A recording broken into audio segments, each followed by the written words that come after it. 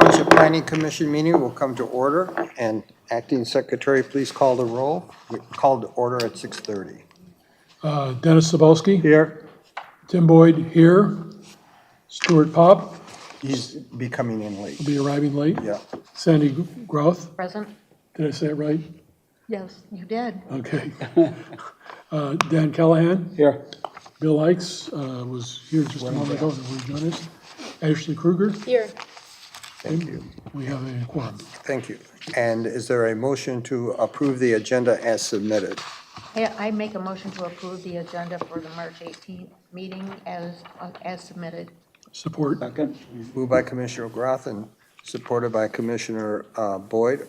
All in favor signify by saying aye. Aye. Opposed? Motion carries. And is there a motion to approve the minutes of February 18th?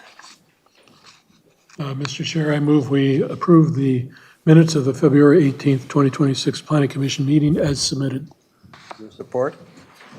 Moved by Commissioner Boyd and supported by Commissioner Callahan to approve the February 18th minutes. All in favor signify by saying aye. Before we do that, can we have just a little discussion on it? Oh, okay. With respect to the minutes, there were several points I made in that meeting saying I want this on the record. They didn't get reflected in there. The reason I wanted to do it is, this was pertaining to the car wash. There are things that they could do for safety. They chose not to. I specifically said I want it on the record that the Planning Commission is looking at the safety of vehicles, right? Those comments, I think, are pertinent here to put on the record so we don't lose sight of the fact that if they choose to cut corners, it's on the developer. It's not on the township. Okay, that had to do with the turning, the radius. The heating, extending the heated pavement, right? As you went on the turn, because people will fishtail, particularly pickup trucks, which is over half the vehicles on the roads, right? That was one. They accepted the rotating the garbage, right? Want to make sure that was in there because it just makes it easier to get in and out because otherwise they get a lawn job. But when we ask these questions, right, and they say no, I just want to make sure we capture that stuff in the record so it's not lost on the residents, so they have more confidence in us than they ever have had before. That's all. Okay, hold on just a minute. Laura, do you know if they've made any modifications that address those issues? At this time, they have not submitted for final stamp, so the site plan is still with them to be worked on, and then they will submit it to us. It could be in the next couple weeks, it could be a couple months. You might want to bring it to their, do you meet with them or they just submit something to you? Or They will submit when ready and we will review it. okay, it still should be, I agree, I think it still should be in the minutes. Yeah. But we have an update as to Yeah. where we are with it. Yep. Okay, so if the secretary would please note that. Thank you.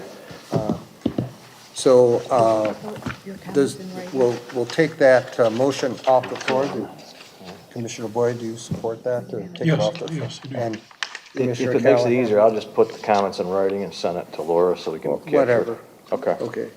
Thank you. So we have to, a new motion to approve the minutes as amended. Yes, Mr. Chair, I move we approve the minutes of the February 18th, 2026 Planning Commission meeting with the comments from Commissioner Ikes as amended. And Commissioner Callahan supports. All in favor signify by saying aye. Aye. Aye. Opposed, motion carries. Are there people here that wish to speak to us on a non-agenda item? Yes. If you'd have to come up. Oh, it's an agenda item? What item is it? What agenda item is it? Okay, all right. It's not a public hearing, but we'll ask for your comment when we get to that part of the, okay, sure. Anyone else on a non-agenda item? I actually had a non-agenda item. Okay. I didn't know if it was okay for me to speak. Well, do you want to do it now or under commissioner comments? I want to do it now, Okay. right? Because it really is non-agenda, but it affects zoning, which affects the planning commission, right? I actually took the time to call Matt Colasar this morning to express dissatisfaction with two state laws that are going through that change local zoning laws and basically rip up what this township stands for. Attacks the culture, right? With homes of smaller 500 square feet, minimum lot sizes of 1,500, duplexes in single-family neighborhoods, mobile homes and residential subdivisions, in-law units in your neighbor's backyard, right? I understand there's a housing crunch. We have to find solutions. this is a knee-jerk reaction, and it's dangerous to the character and culture of Plymouth Township. So I just wanted to go on the record as sharing that. I would encourage anyone else to give Mr. Colasar a phone call as well if they so feel compelled. That's all. Okay, Thank you. all right. I'd like to make a comment on that as well. Commissioner Ikes is referring to 8 bills that are in the Michigan legislature right now under the category of missing middle housing. This is a project that's been led by the Michigan Association of Planners over the last 5 years. It is a very specific proposal. It is pushing an agenda which I believe is totally inappropriate for Plymouth Township. It certainly could be appropriate for major metropolitan areas, urban areas that are older than we are. There's a lot of good suggestions in there in that instance, but for Plymouth Township, these suggestions are completely, in my opinion, out of line. This is going to be a major discussion this year in the legislature. I urge you all to find out about it, to form your own opinion. You may like it, you may not like it, but it's a situation that we're going to be facing. And if it goes through as all 8 bills, it will fundamentally change the character of Plymouth Township from now on. And in my own personal opinion, it would have a much bigger impact on the township than the racetrack issue of a couple years ago. So I just want to reiterate Commissioner Ike's comments on this. And from my perspective, I'll be saying more on this later on. And to further, go I on. would also like to comment that I agree with both of you gentlemen. And one of the things in some of these bills allows for the placement of mobile homes actually in residential units, subdivisions and that type of thing. And it eliminates setbacks that are, that are required now. So it's important to let them know that they're out of touch. I mean, what they want to do does not go here. One of the other key points is it would allow duplexes in all single-family neighborhoods by right, which means that a planning commission or a township could not challenge it. And if you think about our community here, think how that would impact some of our subdivisions, it would have a significant impact. So again, Agreed. something to be looked at. Agreed, Commissioner, same way. Okay. Just to elaborate on that, I certainly support what was being said.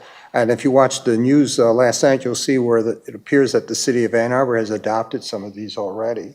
So they're going to be the first folks that are going to have to live with this. It is being promoted by the Michigan Builders Association. It's also being opposed by the Michigan Township Association, the MTA. I've read several articles that I've shared with this group, and I can't give you a single source on where to look for it, but you might want to try to go to the Michigan Township Association website, and they may have something posted there.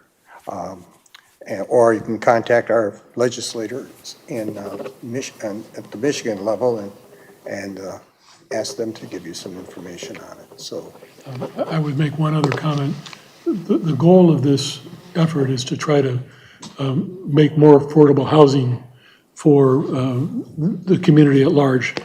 In missing middle housing is housing that fits between traditional single-family homes and large apartment complexes. So it includes duplexes, triplexes, quadplexes, townhomes, condominiums, small apartment buildings. Again, there's points to be made in favor of this, but the point is Plymouth Township is already way down the road in offering these types of options to our homeowners and to people, potential residents. So my view is we need to be very clear about articulating where we stand on this spectrum, and we are already very well placed. We offer a much wider range of housing types than most townships like this.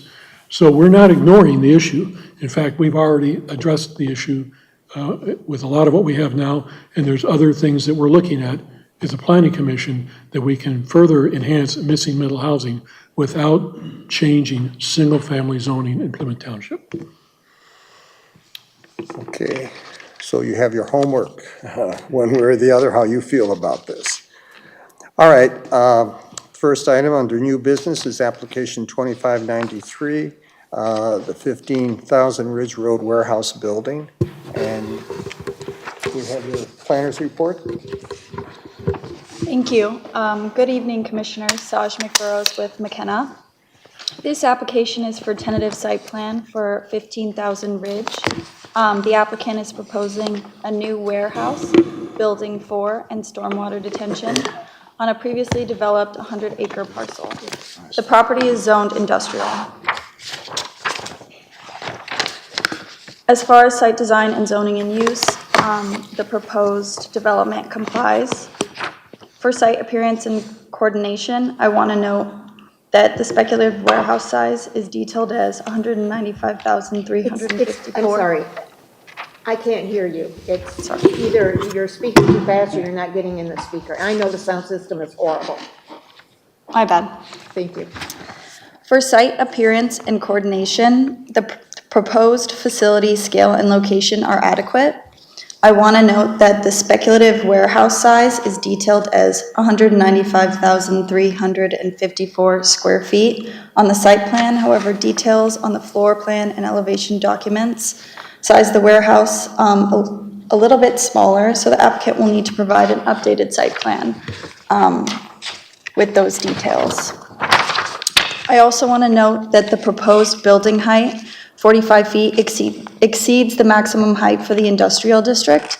However, as maximum height may be increased by 1 foot for each additional 5 feet of setback in excess of 75 feet, the proposed development complies. For preservation of site features, there are 3 regulated wetlands present. It is not expected that these wetlands will be impacted by the development. The applicant provided a tree survey indicating the removal of 41 non-heritage trees and 15 heritage trees, as well as the preservation of 44 trees greater in DBH than 8 inches. The site requires 425 DBH replacement, and they provide 426, so they comply. In terms of pedestrian access and circulation, I want to note that the current proposed conditions do not comply with pedestrian infrastructure and circulation requirements. Internal sidewalks are required between the parking spaces in the building to provide a safe route. The applicant will need to provide an interior path to doors that may be accessed by the east and west parking lots. It is also recommended to provide parking lot pedestrian crossing hatches in the parking aisle. For emergency access and vulnerability to hazards, the initial fire review failed to comply for a turning radius as there was a dead end. Revised site plans include a hammerhead turnaround, and the township fire marshal has approved and provided comments. For landscape screening and buffering, the parking lot landscaping islands require 27 trees, and they are provided. For street yard landscaping, there's 1 tree needs to be planted for every 40 feet of frontage. Trees have been provided along the private drive on the landscape plan. However, the trees are designated as replacement trees. Landscaping requirements may not be double counted, so these would need to be updated to accommodate the extra 28 street trees that would be needed to meet that requirement. Additionally, for off-street parking and vehicular use in service areas, the Village Greens Alcova trees on the southeast corner and the Redmond Linden on the northeast corner will only block a small portion of the vehicular use area and will not provide screening during non-flowering season. Staff is recommending additional landscaping in the area between the landscape island and the street to better meet the intention. A general comment from the township engineer notes that no landscape will be permitted in the utility easement unless approved by the planning department. Trees shall be located directly adjacent to the right-of-way in a manner acceptable to Planning Commission. Staff finds shrubs to be acceptable within the utility easement, but no deep-rooted plantings of any kind.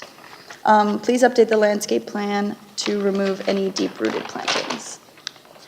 I do want to note the Planning Commission may approve alternatives to these conditions. For parking and loading, the total required parking spaces on the site are 411, and those are provided, including 9 barrier-free parking spaces.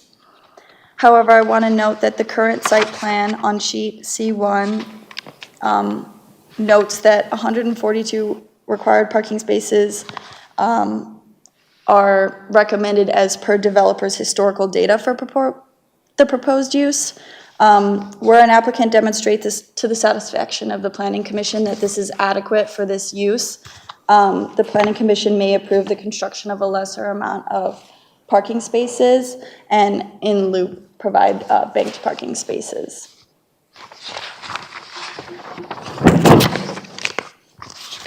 Building and design, based on ordinance requirements, the proposed building facade is tilt-up concrete. However, it is requested that the applicant provide a list of materials that are minimum 75% masonry products. The floor plan and elevation details must also be revised to have these as finished materials. And additional architectural details need to be provided to break up the blank walls. I do want to note that the previously approved Building 1 on the property has similar architectural design to Building 4, so the Planning Commission may modify the above-listed requirements if the project is found to meet the objectives of the ordinance. For exterior lighting, a photometric plan was provided. The project overall light intensity complies, and the highest light intensity complies at the property line. The pole and mounting heights also comply, as well as the correlated color temperature. For the waste enclosure, it's located at the northwest corner of the site and is proposed to be surrounded by 3 evergreen trees. The enclosure is not visible from Ridge Road. However, the applicant needs to provide details on the proposed waste enclosure building materials. Staff is recommending approval of tentative site plan with the 9 listed conditions, engineering conditions, and any other conditions set forth by the Planning Commission. The applicant is here to take your questions, and I'm happy to take any additional questions. Thank you. Thank you. And we have the engineering report. Good evening, Commissioners. I'm Melissa Chelani with Spalding D. Decker. We have reviewed this tentative site plan, and at this time, we feel that because there are no associated utilities with the project, and really that's just the storage expansion itself, there is a overall proposal for the surface stormwater to essentially sheet flow into a temporary proposed retention basin that eventually overflows into the existing wetlands. We are aware that they've worked with both Wayne County and Eagle in regards to this process, and we are very comfortable at this time recommending final approval conditionally based on the comments we had made in our most recent final letter. And the applicant has the question in the back.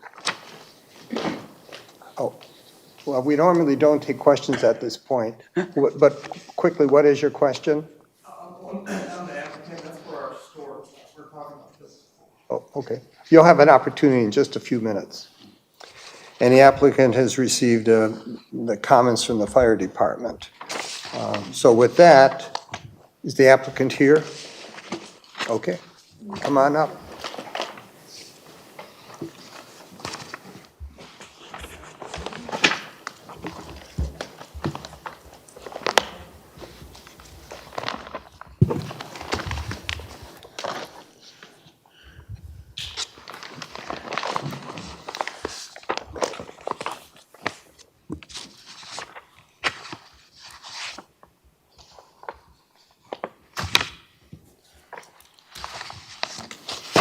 So I guess just to start, the Spalding and Decker report that was for our storage lot that we have approved already. Oh, the outdoor storage, the Yeah, that 5 was that acres? report, and we were talking about Okay. building 4, so that's all I was trying to Okay, say all right, good. there. So, But, Yes, two different projects. Did you have comments on the other? No, my understanding was, it was this one. I can double check while you guys are going and speaking about the project. yes, because we did receive your guys' comments from February 5th on this project and responded on March. We need you, our Oh, sound sorry. system is horrible. So we did get the comments from February 5th from you guys and did respond on March 6th with hard copies as well.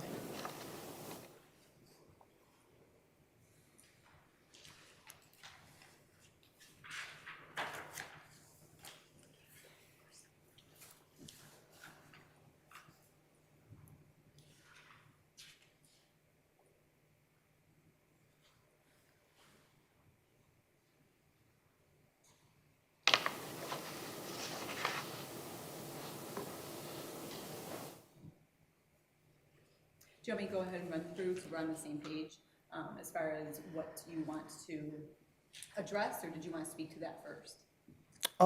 If you guys got additional comments besides from the February 5th, so I know you guys haven't had a chance to review those comments yet that we've resubmitted yet? So Right, so that we have not, we don't have follow-up comments from this. We have one from the February 5th comments, but you're saying you've had something. yeah, we resubmitted on the 6th with 9 hard copies to the township. Right, so she also has the same documentation I do with the February 5th, comments. So, I don't have the ones from the 6th. Okay. But it is still showing an approval of tentative site plan with items addressed, before the final site plan approval. So that's still the same. Okay. How do we address the comments, and is that outside of this meeting with staff? Well, in the planner's report, you'll see the underlined portions of the report. Those are really the outstanding issues.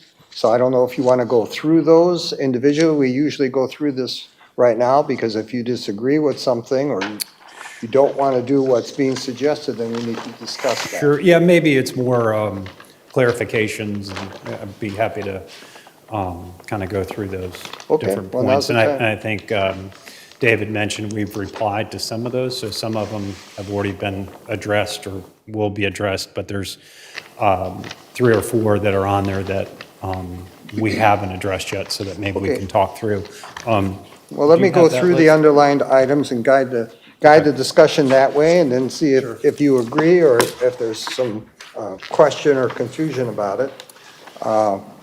Yeah. So you're going to provide an updated site plan and floor plan of it, elevation detail with the updated square footage? Is that an issue? No, that's not an issue. Okay. Then the next section, And I would tell you, 1 through 3 are, there's no issue, and I think we're just, well, the next set is on page 5. It's about the internal sidewalks are required between the parking spots. It deals with that. Do you have any confusion or questions on that? No. Nothing? Okay, good. The next one on that same page is the street yard landscaping, requiring a tree to be planted every 40 feet of frontage, goes on. Do you have any issue to that? You'll need to provide an updated landscaping plan that accommodates the required 28 street trees. correct, yeah, we don't have any issue Okay, with that. good. The page after that, 6, talks again a bit more about the landscaping, about the trees on the southeast corner. You can read that. Only thing there is just kind of what the expectations are, kind of what's envisioned. I guess we would ask for some, I don't want to say relief, but understanding that it's in the back of the development, and it's really not where somebody's gonna, the public's gonna go past and see those areas and see the vehicles. So just kind of if there's a sense of what would be required. Well, there is a concern about how this building is going to look from Hallard, because you will be able to see that building from Hallard. I guess you could from Halyard. I mean, it's 2 streets over. Halyard would be the main thoroughfare through the existing industrial park. I'm not sure you would really be able to see that. Is that? Halyard's down here. This is a private road going to the back of our park. There is a sketch in there that shows it to you. can't find it right now. Laura, or do you know what, do you recall that? I remember seeing the elevation and where it sits when, on Hallard. Yeah, the building should likely only be visible from Anchor Court. Or is it Anchor Court? Anchor Oh, Court, Anchor. yeah, so It that's- comes off of Hallard? Yes. Okay, Yeah, so that's where the utility easement is, and then there'll be. And you really wouldn't have a clear view off of Anchor Court. I mean, you might see the vertical portion of the building, but I don't think you'll see the ground from Anchor Court. Yeah, I think the elevation actually goes up from Anchor Court to your property, doesn't it? Yeah. Yeah, but there's a pretty healthy buffer, so you got an easement from our private road to Anchor Court. So you're gonna come up Anchor Court, so elevation is coming up, but without really kind of going through the line analysis, I can't answer for sure, but I would suspect that between the trees and kind of the existing surroundings, you wouldn't be able to see those corners, but maybe that's part of what we could do is kind of show what would be seen as you come up through that easement area.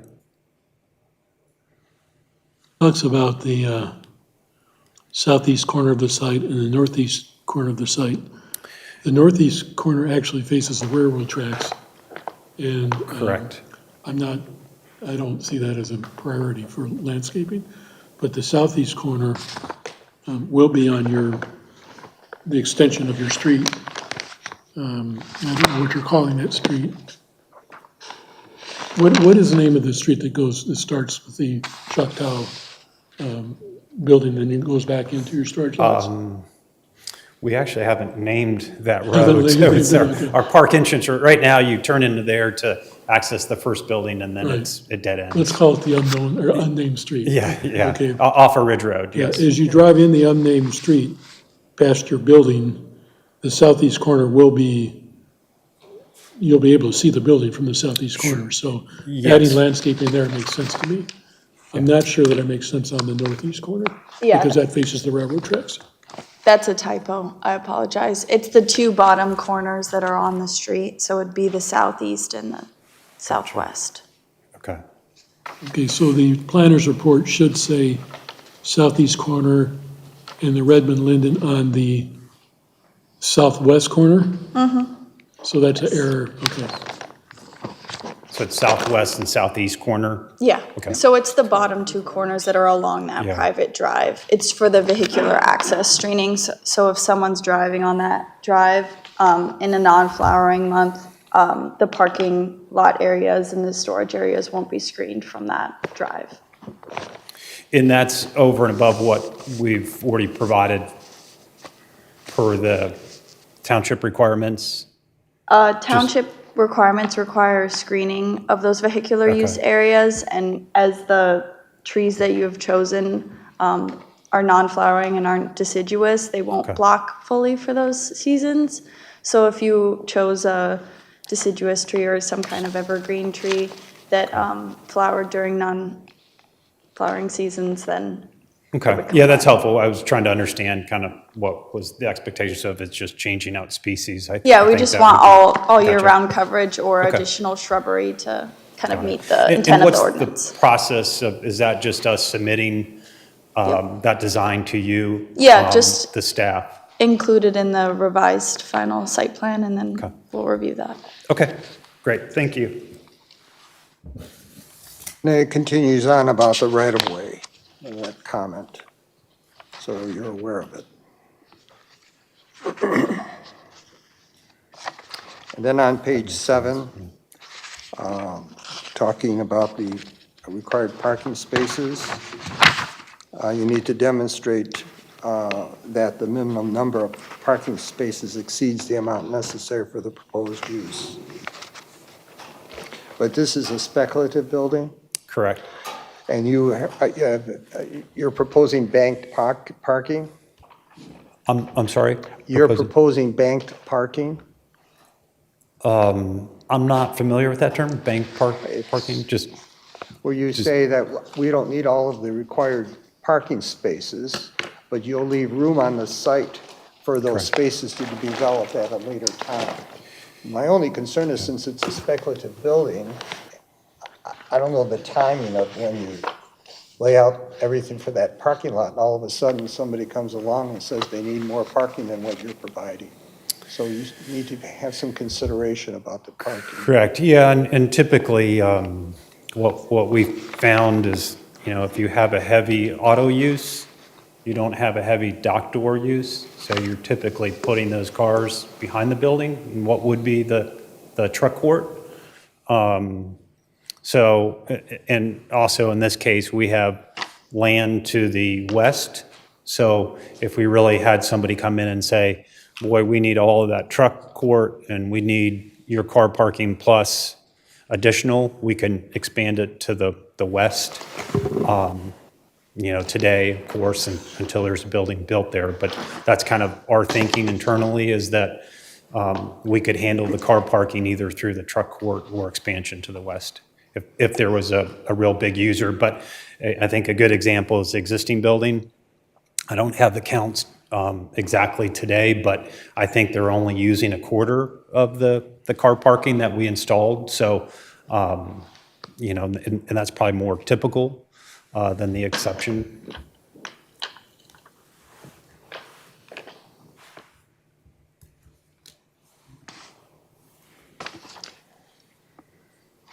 Next on page 8, the proposed building facade is concrete wall panels with reveal and texture paint. It's requested that the applicant provide a list of materials and, that are a minimum 75% masonry products with a calculation of how much each material is used on the building. And the main colors of the building facades are varying shades of gray. It also helps if you bring samples in when you come back. Okay. For that.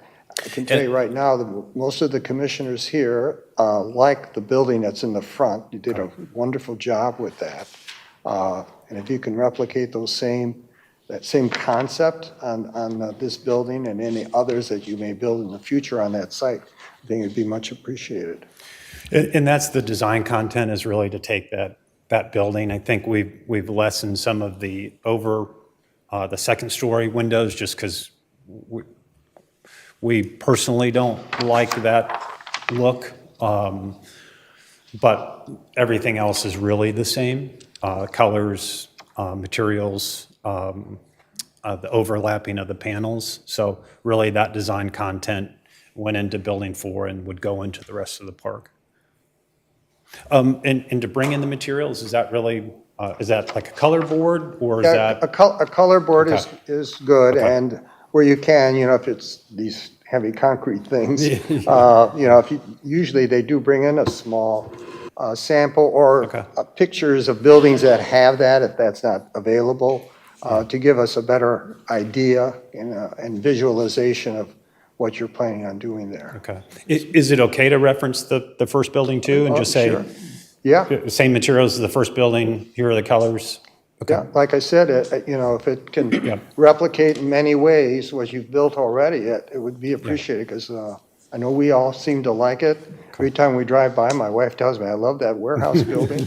So, Well, we appreciate that. Okay. So, thank you.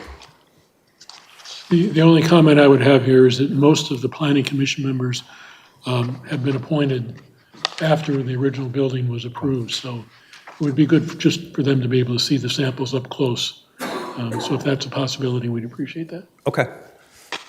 Can we bring in a concrete piece and some of the window? I know we can bring windows and a color board, but, okay, we'll figure that out.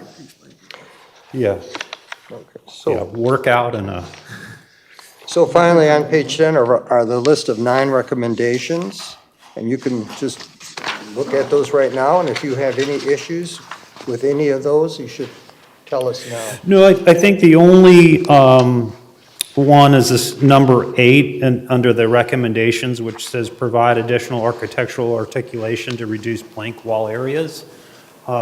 Again, our design intent is really the building one, and that's where we have some of those features, and we're just going to carry those forward, and I think they're shown on the current elevation. So I guess the question is it something different than what we're showing on the elevations, or is that more of a general note? I actually have a comment on that. This building is obviously very long, the north and south, very shallow east and west. But the east and west is the piece that actually faces the unnamed road. And if I'm reading this elevations correct, I'm sorry, it would be the north and south that are facing the unnamed road. right, yeah. So the long elevation, the west elevation, is really facing today the existing facility and would be parallel to that existing facility. So the concern I have is that the south elevation which faces the unknown road, is very plain. It doesn't have any of the windows, it doesn't have any of the architectural interest of your elevation along the west side, which is very attractive. Personally, I would be willing to give up a little bit of the architecture on the west side at the very north end of the lot where it faces the railroad track, if you could move that to the south elevation that faces the unnamed road. So, because most people coming down there are gonna see the south elevation, they won't see the far end of the west elevation up by the railroad tracks. Yeah, I think on that short side, it would just, I'd have to look to see what we've done. I think the focus on building one, the elevation change, on the height change on the elevations on building one was along that Ridge Road frontage, so the west frontage. And I don't recall exactly what we did on the south side. We typically will just, it gets staggered as the roof height goes from high to lower.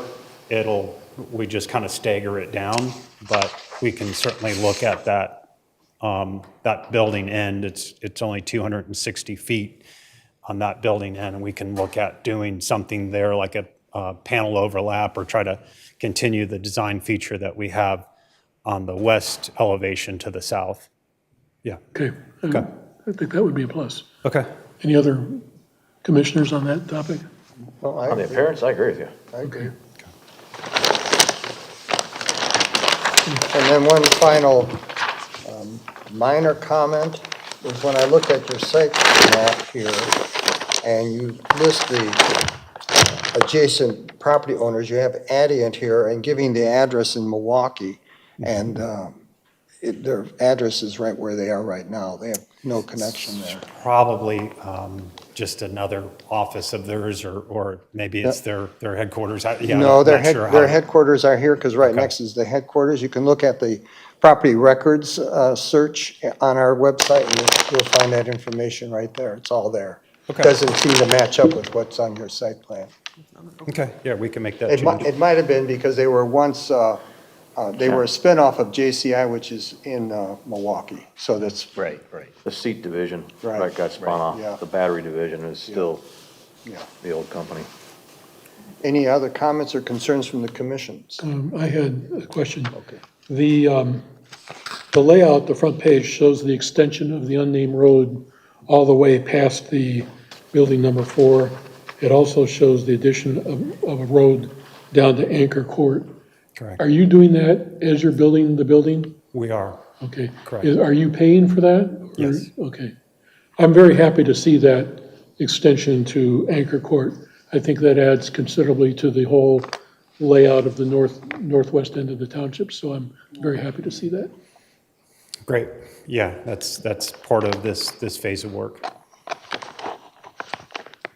I have a single comment. Yes. So the project doesn't currently comply with pedestrian circulation requirements. Can you explain what you intend to do to resolve that? I think it ties into the sidewalks, is that correct? So we'll just, yeah, so from this, and I don't have the plan in front of me, and do you have the floor plan here, David? And maybe you can comment to that better than I can, but typically, we're gonna tie parking sidewalks into to the storefronts of the building.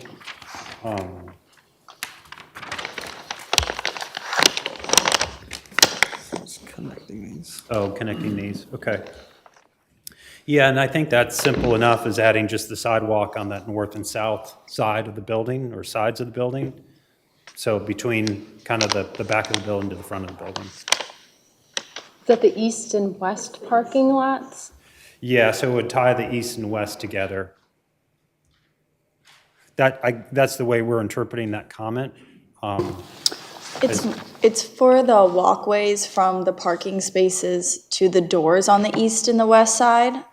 Okay, yeah, so we would have sidewalks along that whole frontage, the west frontage, very similar to the front building or the first building out there. So there would be a tie-in, and the site plan I'm looking at, it's not clear that it shows that, but that is the intent.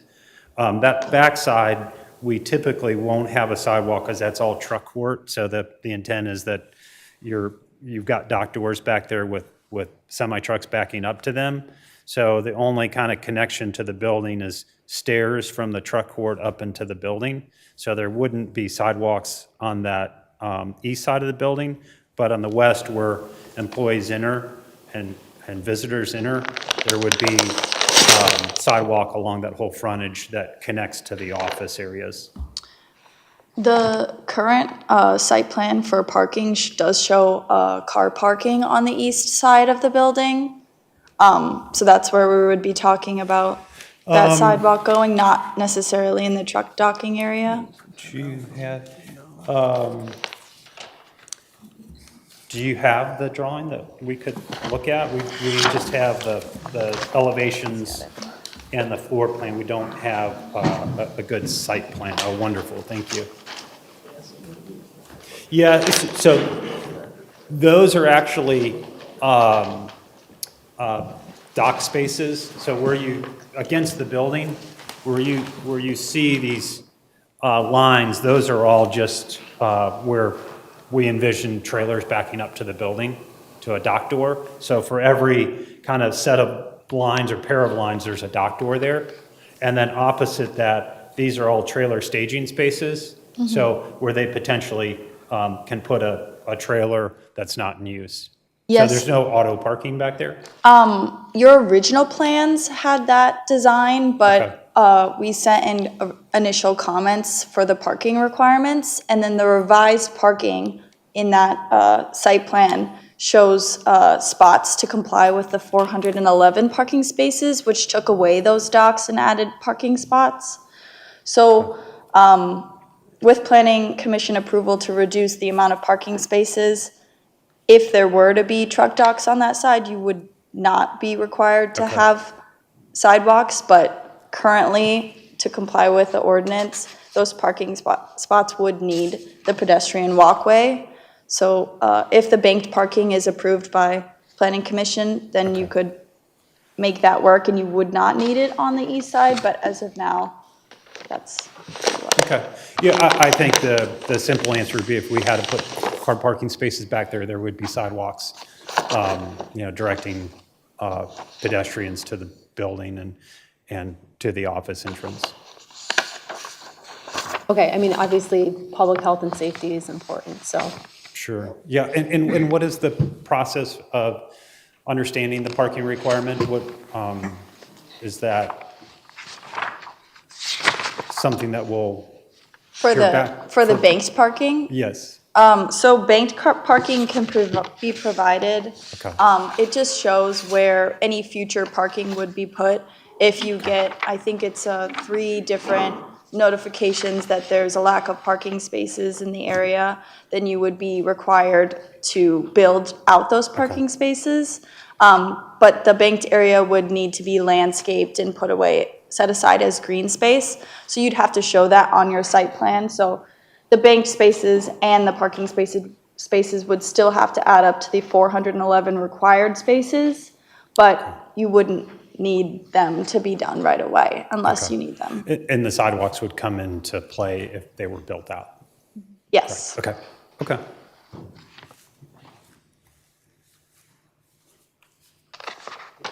Any other comments from the commission? Yeah, I actually have a couple. Thank you. One is pertaining to safety, the other is preservation of trees, right? With respect to the safety, I was concerned when I looked at the plan here, and this yellow building is a rectangle building, there's no circular drive. Okay? There's no plan to put a drive or road around the north face, which is actually the easiest to get a fire truck in there, right? And then when I basically took the time to contact Jeff, our fire marshal, who's actually pretty good at what he does, and he said, hey, I put 2 hammerheads to back up the fire trucks, I'm not worried, it's 35 feet tall. I said, time out. If you look at page 3, it's actually a 45 foot, which means you can't get a normal ladder up there, which then means you need an extension ladder to try. So I'm concerned for the landlord, that's you guys, A, the leasee, B, the safety employees, C. You're gonna have a hard time getting to put out a fire if it's on the north end of that building, right? I see truck docks there that are right by the fire hydrant on the northeast corner, which means it's very crowded and very jammed for a pumper truck to get there to go try and spray something, right? So your roof is too tall, the building doesn't have a road, and the grade there does slope down, but that's solvable with a retaining wall A and compacted soil B to actually put a road in there. So that's my first concern, safety for everybody. You guys, your shareholders, your leasees, your employee. The second concern is also on page 3. It's titled The Preservation of Site Features, right? And the beauty of being on this committee is we all have very good memories. We're all kind of aging, some of us are gray, right? The last time your teammates were in here speaking to us, we got in a big discussion. We actually pulled out the topographical maps, and it was on the rectangular extra 5 acres, right? And I pleaded to save the life of 10 trees and said, please rotate that 90 degrees. It was no harder to do that, but the reason it wasn't done, right? The excuse that was given was, oh, it's too hard, it's too steep. No, the gradient was no different, right? The reason it wasn't done that way is because you want to stick another building in there, right? So we've lost 10 trees. Those trees are residents. They earn their keep every day. They take the CO2 that I'm breathing out.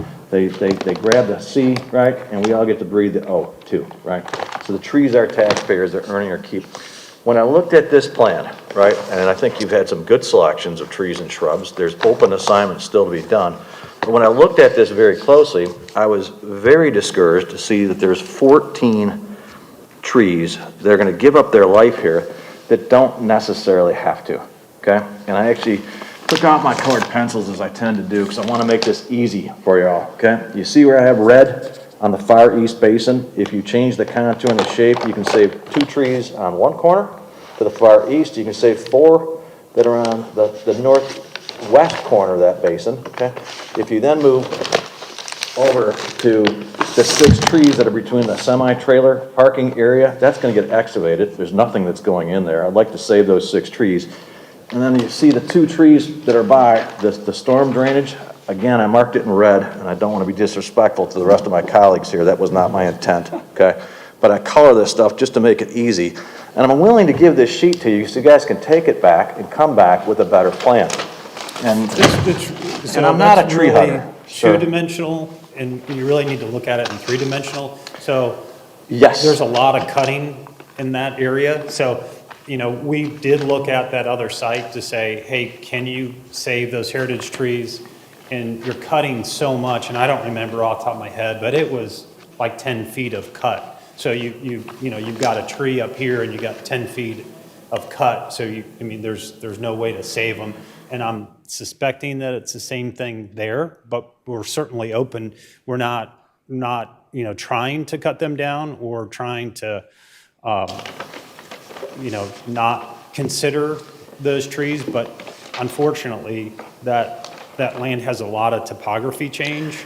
It does. And a lot of it's cut versus fill. So you end up having trees that would be hanging. So that's the only piece to that I would have to verify versus kind of the 2-dimensional analysis of it. I hear you. I understand. Please verify.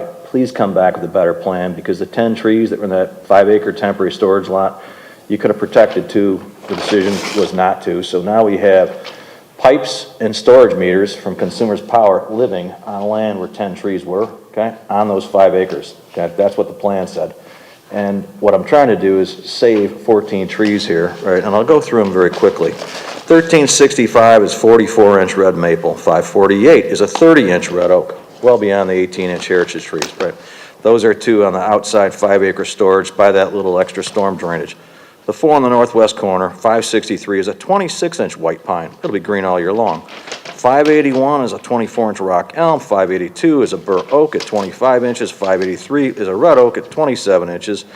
The two that are on the far east area by this contentious 5 acres, and I'm still obviously disappointed about, one was a 31-inch walnut, 558. The other was a 28-inch elm, 560.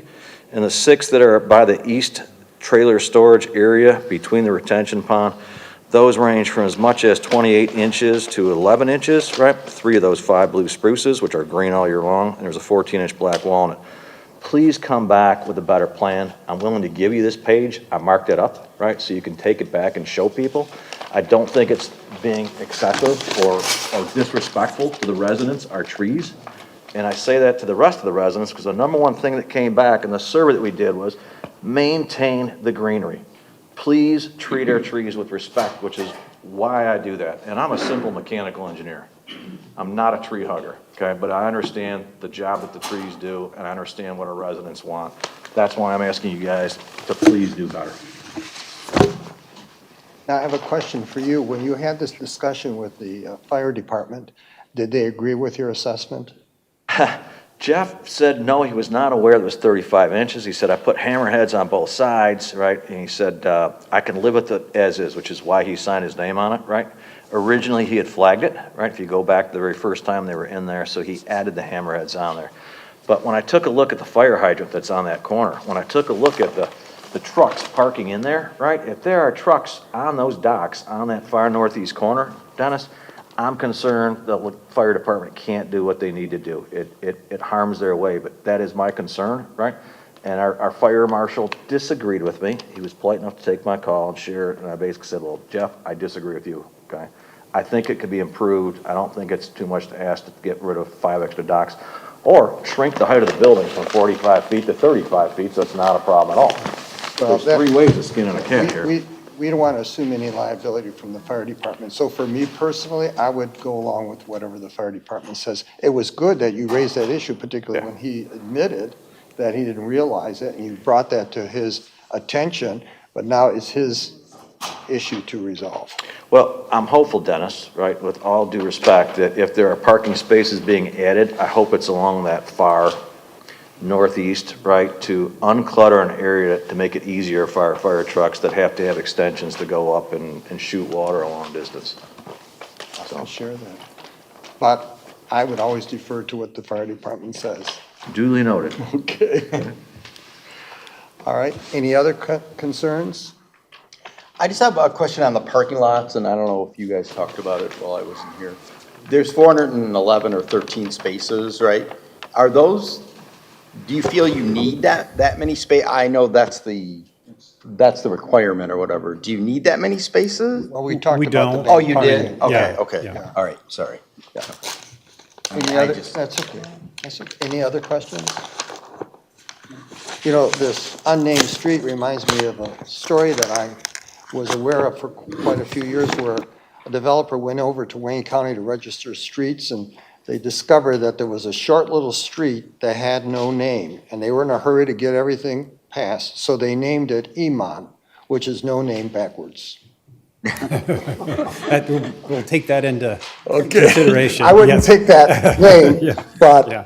that's how one developer would have had solved it. Much too nicely. Okay. Yes, I know. I know. All right. Are we ready for a motion? Excuse me, just real quick, just to add on, I apologize, Melissa with Spalding D. Decker. The applicant and the engineer, while we do have them here, we were in communication last week, so I do apologize, it was fairly recent. We did send you a document over that does kind of outlier concerns, just for the next, both what you would need for the engineering review and the final site plan review. So I'm hoping you did receive that. So the commissioners are aware, there is a water service that will be provided by an 8-inch and a 12-inch extensions from the existing 8-inch along the east side of Anchor Court and the existing 12-inch water main along the north side of the private drive. A domestic lead and a fire service will be provided to the building along with additional hydrants on site. The sanitary sewer service will be provided from the existing 8-inch sewer along the south side of Anchor Court. Service leads will be provided to building number 4 and future expansions. Stormwater, as I mentioned earlier, which we're working with you on a separate engineering plan, the stormwater would be collected by a single storm sewer collection system and discharged to proposed detention basin on the southeast side of the site. As far as general comments, just to get you to that point of that site plan approval, we discussed earlier the landscaping. Please be careful that you are not allowed to use any kind of landscaping in the utility easements unless it is approved by planning, which they addressed a little bit earlier. The water main, the only thing that really stuck out was it needs to be constructed outside of paved areas. Ideally, every effort you can make to go ahead and reroute the water main under green belt areas.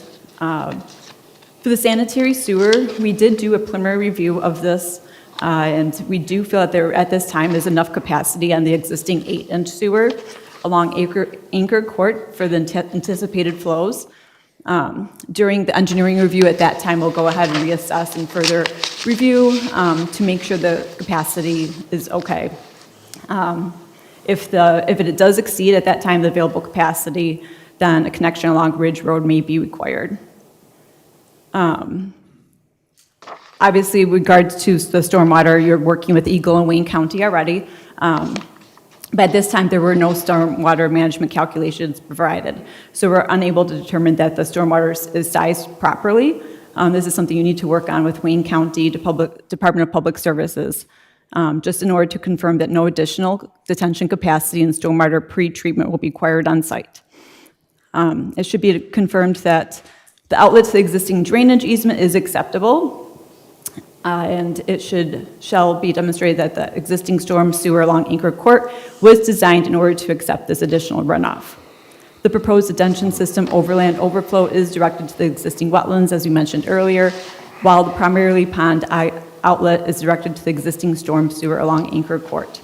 And then we have been working with you as far as getting the correspondence for both Wayne County DPS and Eagle. And then finally, for the paving, it was brought up earlier, we did not have a maneuvering plan for the emergency vehicles around the proposed building. That is something that we will need at the time of site plan approval. And the fire department may also require a 26-foot drive connection between the proposed parking lot area on the north side of the building to allow complete traffic circulation. There may be a future extension of the private drive in connection with Anchor Court that is proposed. No private road easement or requirements will be requested as long as the parcel remains a single parcel and under single ownership.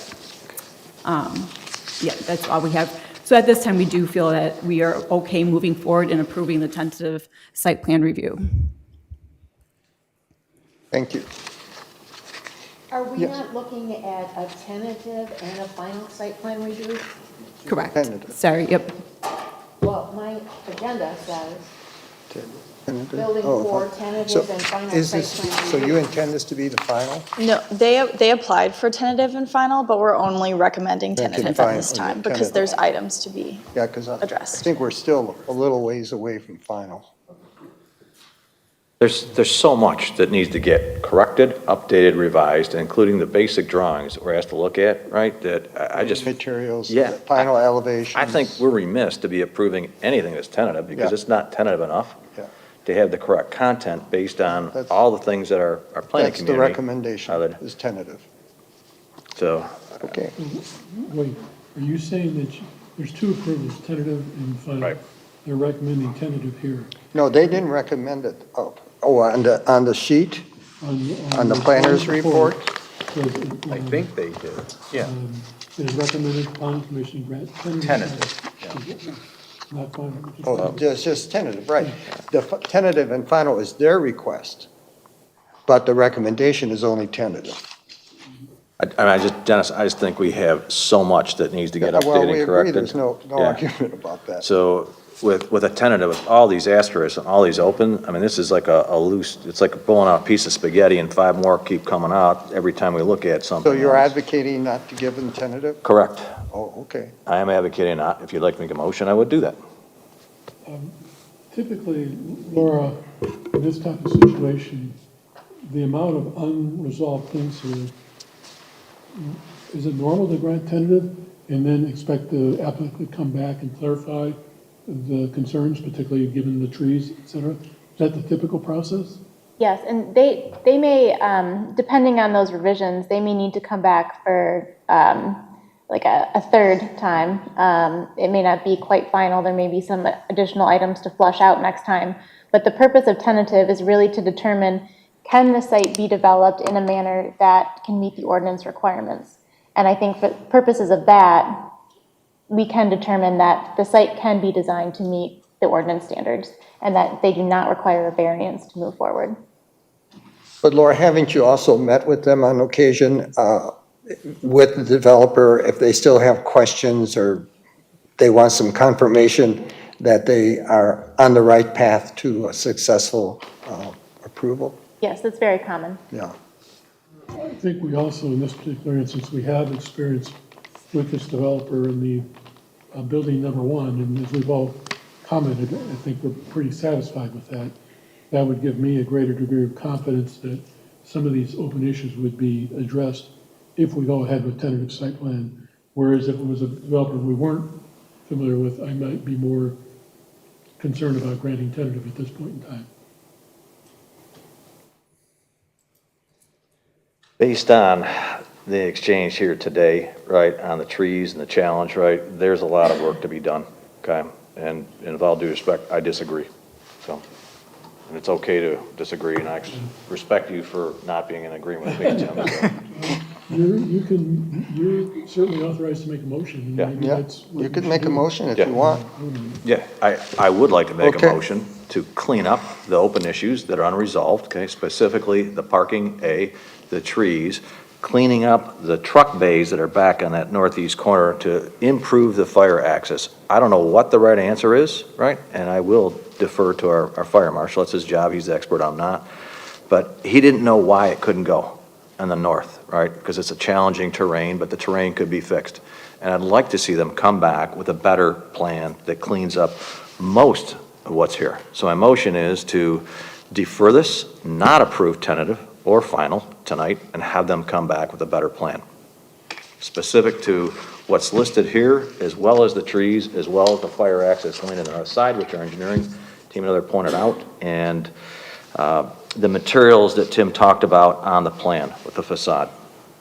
Okay, that's your, okay. Moved by Commissioner Ikes and supported by Commissioner Groff to not grant, to not grant tentative site plan, but to come back, to work out the issues as noted for an additional discussion. Let's take a roll call. Can you take the roll call? Oh, I sure can.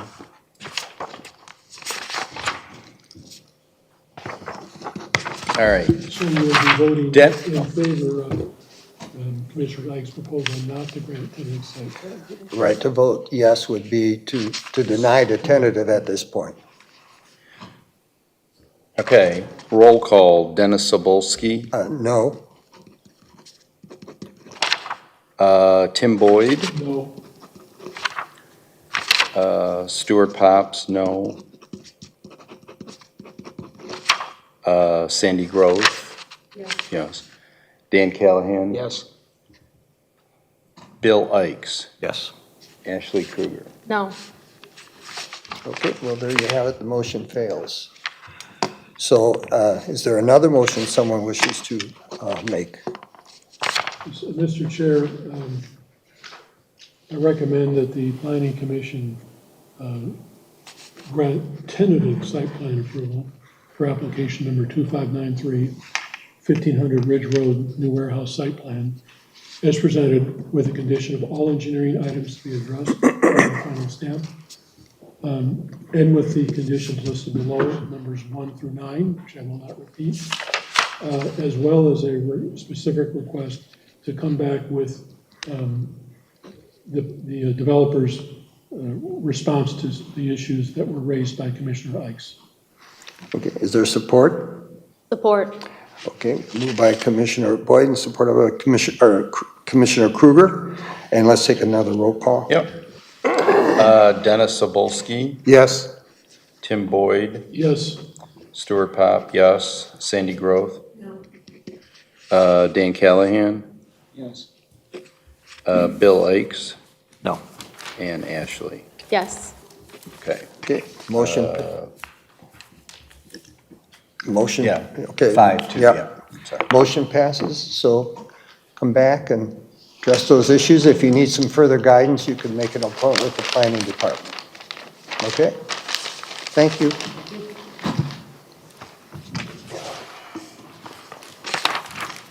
Thank you. Okay.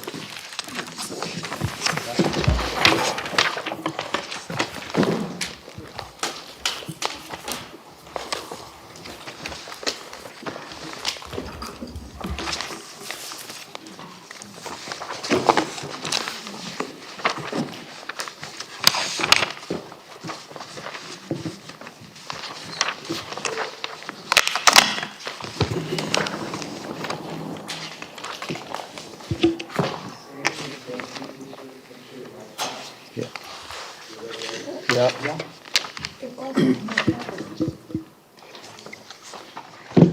Everybody's light is on, red? Yep. Okay. I think Bill's plans are interfering with you. Yeah, Yeah, no, I kept turning them, it's really confusing out there to listen to us. and then you Try hear to the turn them papers off and never rustling. forget to put it back on. I was shutting it off because I was crinkling a lot. Yeah.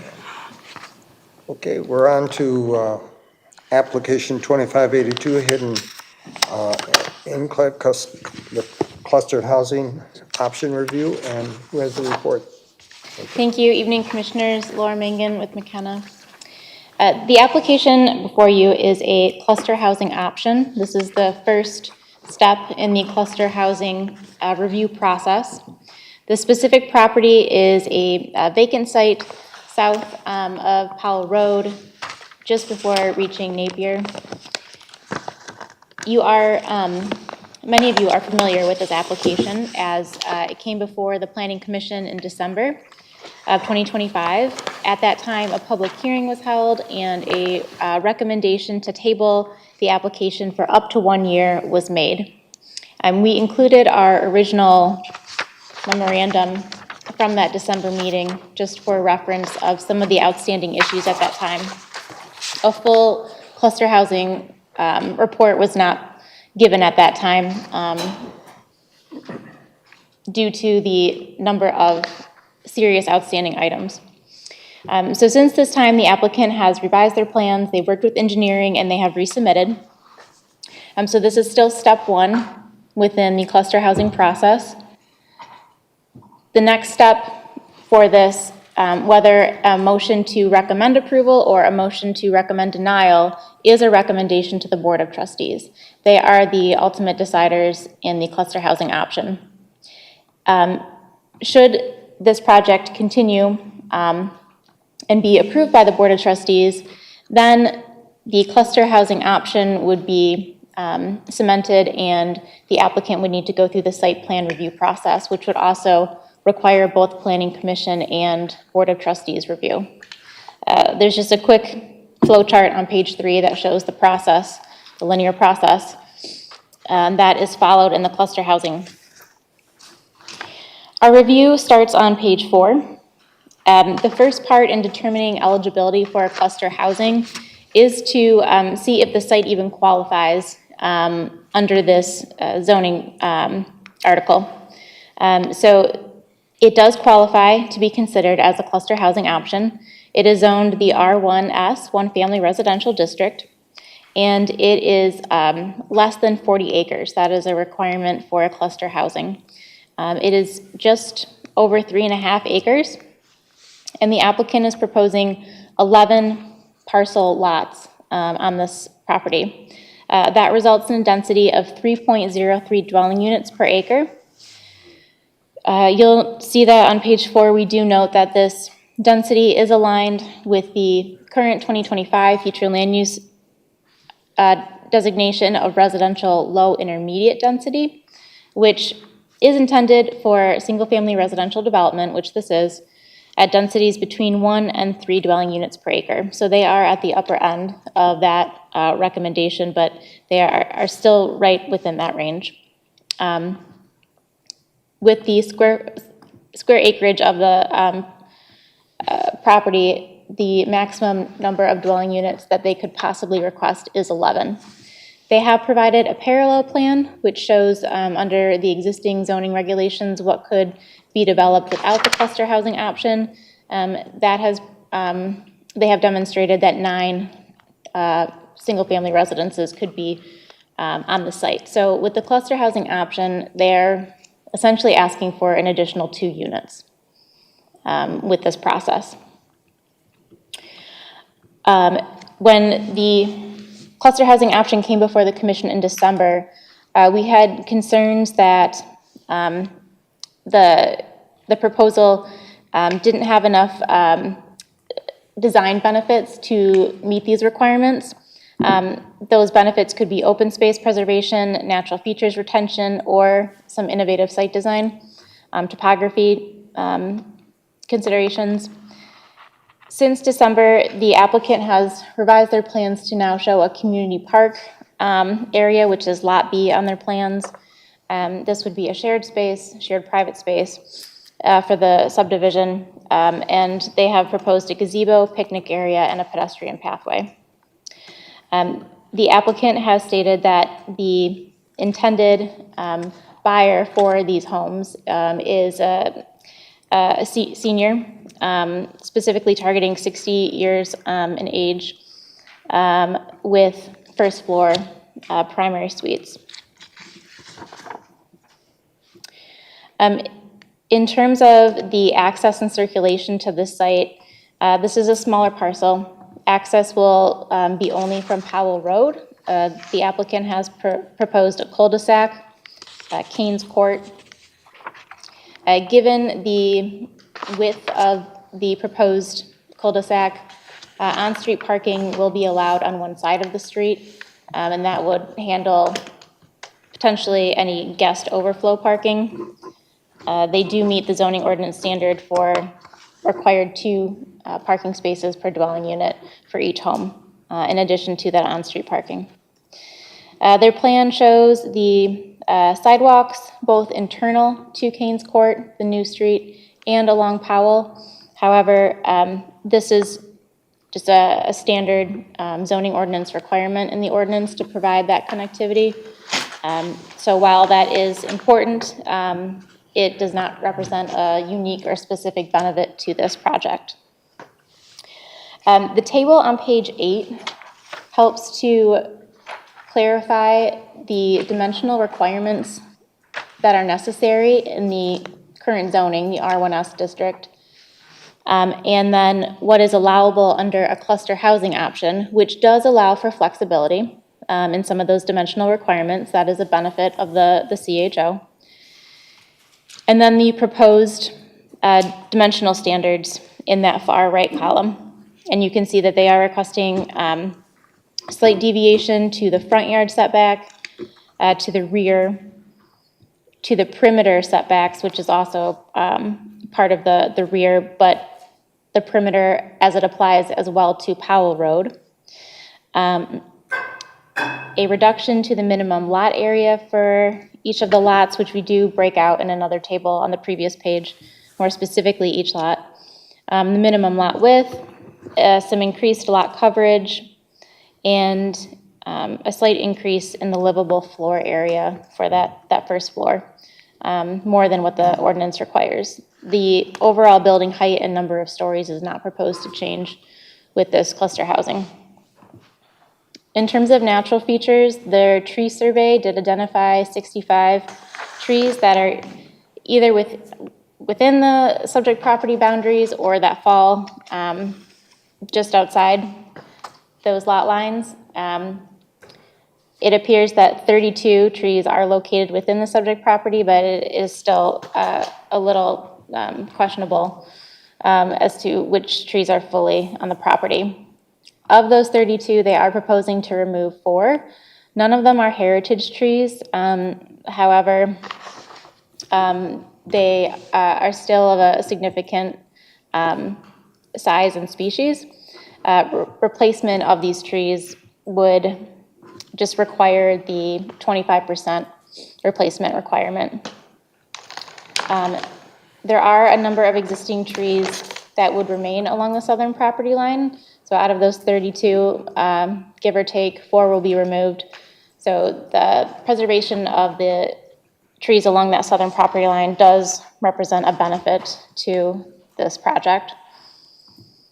And then lastly, we note that this is, there are utilities to the site, and the applicant has demonstrated that they can appropriately maintain the stormwater within the site.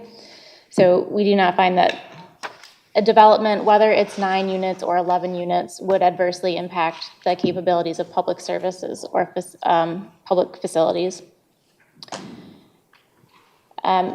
We are recommending approval to the Board of Trustees. But a lot of these items are discretionary for the Planning Commission to discuss and provide feedback to the applicant. But the resulting motion from the Planning Commission is a recommendation to the Board of Trustees, either for approval or denial. Thank you. Thank you. Thank you. And the engineering report? Good evening. We have reviewed the preliminary CHO cluster housing option review plans for the project that was discussed, prepared by the Umlord Group. We have the following comments and observations.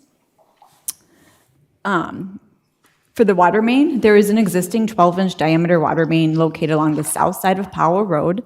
An 8-inch extension off the existing 12-inch diameter water main is shown on the site plans. Please keep in mind the proposed water main is located within a 12-foot easement, so no plantings will be allowed within 6 feet of the water main on either side, for a combination of 12 total feet. For the sanitary sewer, there is an existing 8-inch diameter sanitary sewer located along the north side of Powell Road. The proposed project shows extending this sewer south to serve the site. Again, the proposed sanitary sewer is located within a 20-foot easement, so no plantings will be allowed within 10 feet of the sanitary sewer for a total of 20 feet. For the storm drainage and grading, stormwater runoff is to be captured by catch basins and drained to the proposed retention basin on the southeast side of the site with a pumped emergency outlet to the ditch along Powell Road right-of-way. The prelim stormwater management calculations were provided, and these do appear at this time to meet the county standards. Pre-treatment will be required, however, for the stormwater management systems. The stormwater control system and outlet will require approval and a permit from Wayne County DPS. For the paving, the lots are going to be accessed off of Powell Road, as she had mentioned, by an approach in a 27-foot wide roadway with a cul-de-sac. The right-of-way of the private road is 60 feet. The proposed drive approach shall be approved by the Wayne County Road Commission. And please note that the minimum radius of surfacing in cul-de-sacs is 55 feet per Plymouth Township standards. Thus, based on the availability of existing utilities around the site, it appears a residential development can be designed to meet the engineering requirements of Plymouth Township at this time. So moving forward, we do recommend approving the CHO option review plans as submitted. This is not an approval for final engineering, please note. Thank you. Okay, thank you. And the applicants received the report from the fire department. There needs to be some corrections made. The applicant is here.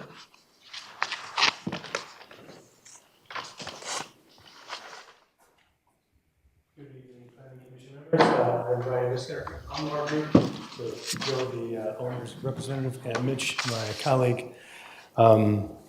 The planner did a great job presenting the project.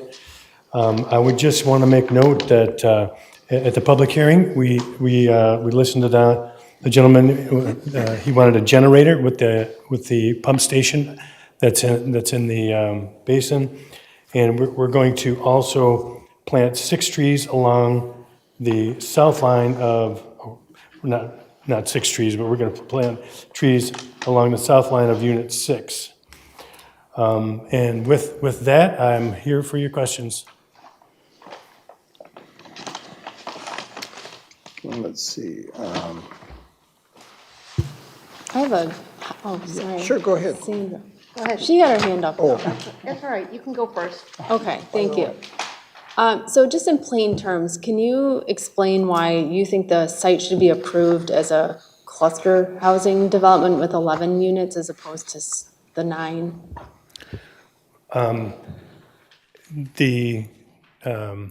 To get the density that we need for the housing that we want to present on the project, 11 worked good.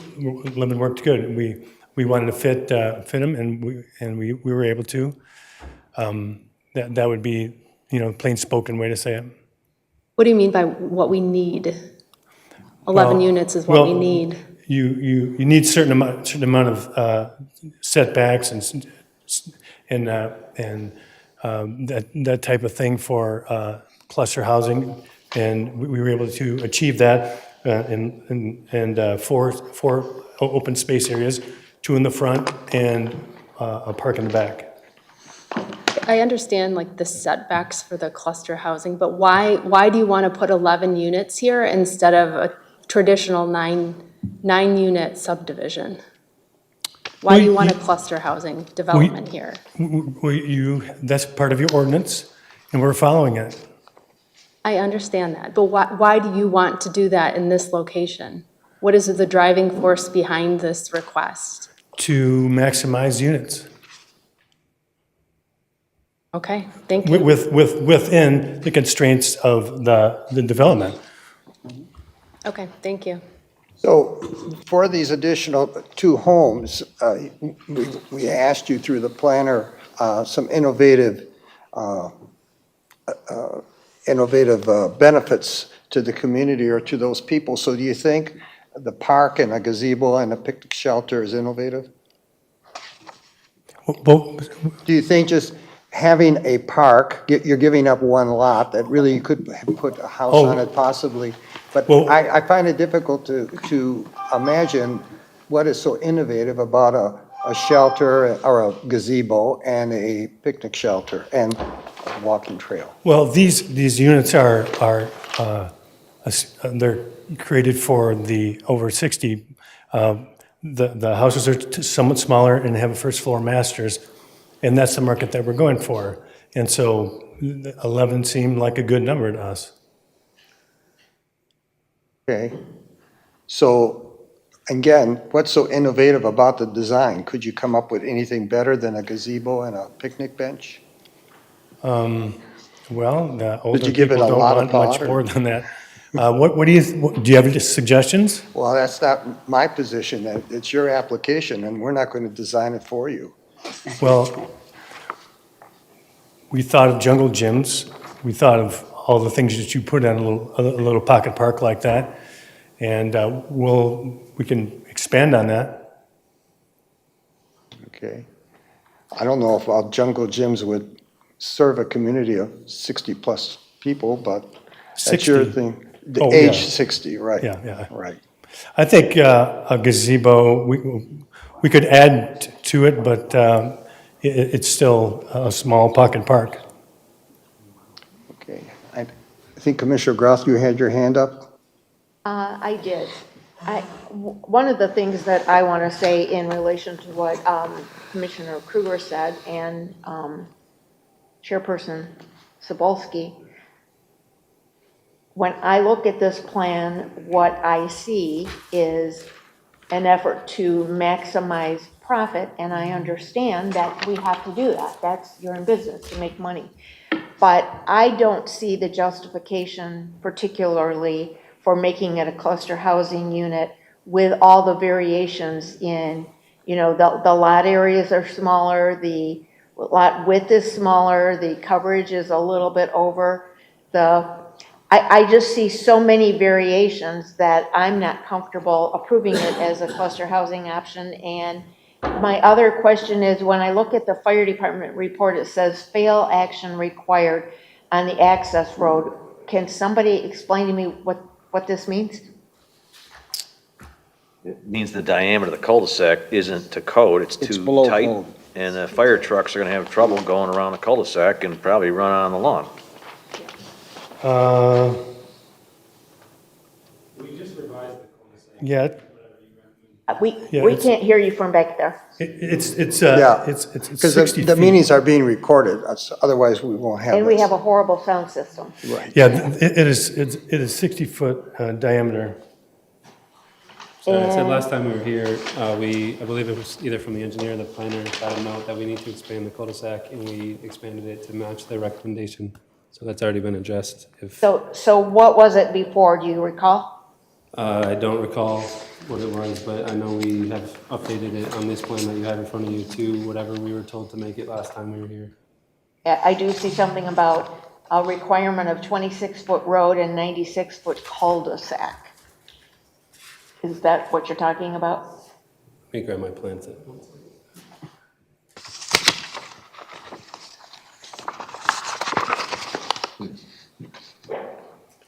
Yeah, I don't understand that. We meet the township standard. Let's see, what's the date on this? 11/25. Okay. We changed the cul-de-sac in December or January to meet the township standard of 55 feet. So that letter appears to be a little old. So does it now meet the 96-foot requirement that our fire marshal? We Yeah. just don't have a drawing that reflects that? It is drawn. Were Yeah. these plans given to the fire department so they could look at it? Because we're just using a November report. Yeah, they were given to the fire department, but he hasn't reviewed the new site plan yet. We expanded it at the request of him, but through the planner. So on sheet 3 of 7, you actually do have a radius of 48. I just saw it, I've stared at the Yeah, we have drawings the for fire, the fire hours. department report asked for the 96-foot diameter cul-de-sac, and we show 48-foot radius, Yep. which is 96-foot diameter. It's a pretty busy drawing around the cul-de-sac, so I missed it. On sheet 3 on the site plan, it is Yeah. pointed to the radius. Referring to this motion right here. Yes, I missed that. I mean, I looked and looked and looked and didn't see it until literally right now. All that page is exactly what they're calling out in presuming the fact. This is now resolved. That's good. I'm glad you guys are here to answer that question. You know, Well, I'm we happy can to be be- wrong, and we were, because our eyesight wasn't good enough to pick it out all the dimensions on that page. Plus, we were looking at a fire department report that was old. Yeah, yeah. Happy to be of service.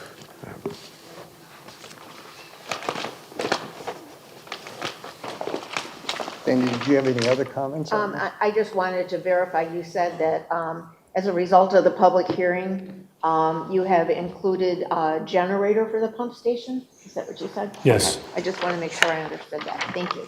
No You're more. welcome. Well, you got something? Yeah, I did. I had a couple things, right? When I went through the attributes on page 8, okay, on the setback, the RS1, the CHO, the CHO, and the proposed, I know that 6 of 13 made it. I could be wrong, maybe it's 7, maybe it's 8, okay? And, you know, we need better, right? So when I look at the CHO with the 11 units, I just see everything crammed in there, okay? I don't want to be negative here, I will be positive. Last time you were in, we asked you to do something more with the trees and save, and you saved all but 4. So it is better, and I'm very appreciative of that. So I wanted to take the time to thank you guys for actually listening to what we said and doing better. We could improve this if you had a place to push the snow or extra parking, right? Because I live in a site with 25 units, and we've got 9 extra spots, and those 9 spots are used all the time. Not just holidays when kids come home from college. So you really have no overflow in here, and it's tight, right? So it'd just be nice to get yourself 3 or 4 more spots near that outlot that maybe go 20 feet to get a pickup truck. It's a point I wanted to bring to your attention. I did not notice the 9-unit plan, And I'd love to know, on the 9-unit plan, on these same 13 attributes, how many become in compliance? And it looks to me like at least 2, okay? The perimeter setback, you make 50 feet. It also is on the minimum lot area, 12,000 square feet. And the lot width, I think, is bigger. That one may, so I know we want this housing, okay? We know we want people to downsize, move out of big homes, and there's nowhere to go, and they need first floor masters because they can't climb stairs and it's dangerous. You fall and you're done, okay? So I'm more satisfied with what I see in the 9-unit plan than the 11, right? And if you really had to even make more room to get stuff even more compliant, you could probably make an offer to buy a little bit of land because there's a huge eyesore to the west. When you pull out 2 of those 4 trees, those people will be staring at, you know, the mess that's in the backyard. So it's not our job to tell you what to do to how to do it, to Dennis's point, but at my age, hey, I'd love to see a little indoor driving net there, an outdoor fire pit with a refrigerator and a barbecue grill. Those would be the innovations I'd want to see if I was moving in here. Okay, not a jungle gym or a playground, right? But certainly a heck of a lot more than a gazebo with a picnic table and a sidewalk. Right? I mean, that's kind of like a D+ effort, right, of just trying to do something, right? And I'd rather see you guys, do something more if you're gonna do that, but if you go with a 9-unit, you're sticking a house that's in there and it changes the plan, but the 9-unit might be the best way forward compared to the 11, which just looks like, Thomas Gecko agreed is good here, right? There's so many shortcomings on these attributes, right, of the 11-unit plan that I don't think an 11-unit plan wouldn't get my vote, I'll tell you that right now, right? But I do think you may be on a better path now that you get the 96-foot diameter. And the fire marshal signed off, which we didn't know till this discussion, so thanks for coming. The 9 might be the way to go, and I'd love to see clean attributes, right, on what it really means. So those are my thoughts. And then to build on your thought about the parking, which I agree, should have some plan as to where you're going to put all the snow. Because when you tighten this up, and I've seen this in other cluster housing options, the snow is everywhere. And don't pile it on next to a tree that then leans over for the rest of its life. Well, this is a straight road going south, and they're just gonna push the snow, outlot B and outlot basin A. That's where the snow's gonna be piled. They're not gonna, this is such a short road, they'll put there. If Site 11 were to live, okay, and I have my own doubts that it's gonna live based on the conversation we're having, you'd have a place to put it on the outlot, right? But if the Yeah, we 9 got 2 outlots right at the end of the cul-de-sac. Yeah, so you wouldn't wanna picnic or use the gazebo in the winter time, right? So that's where the snow would go, but the 11 is just so crammed, it's problematic from most of the setbacks, but the 9-unit might survive. It's gonna end up in somebody's front yard is where it's gonna end up, right? The 3 units on the end by the cul-de-sac. Because the cul-de-sac is too small, number one, and there's usually a fire hydrant that goes there for fire reasons. And they have to have access to it, so you can't be dumping snow there.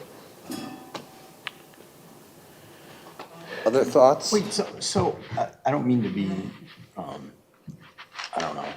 Why is the 2 such a big deal? Because you want everyone to have a bigger lot, or what, you want more parking, or what?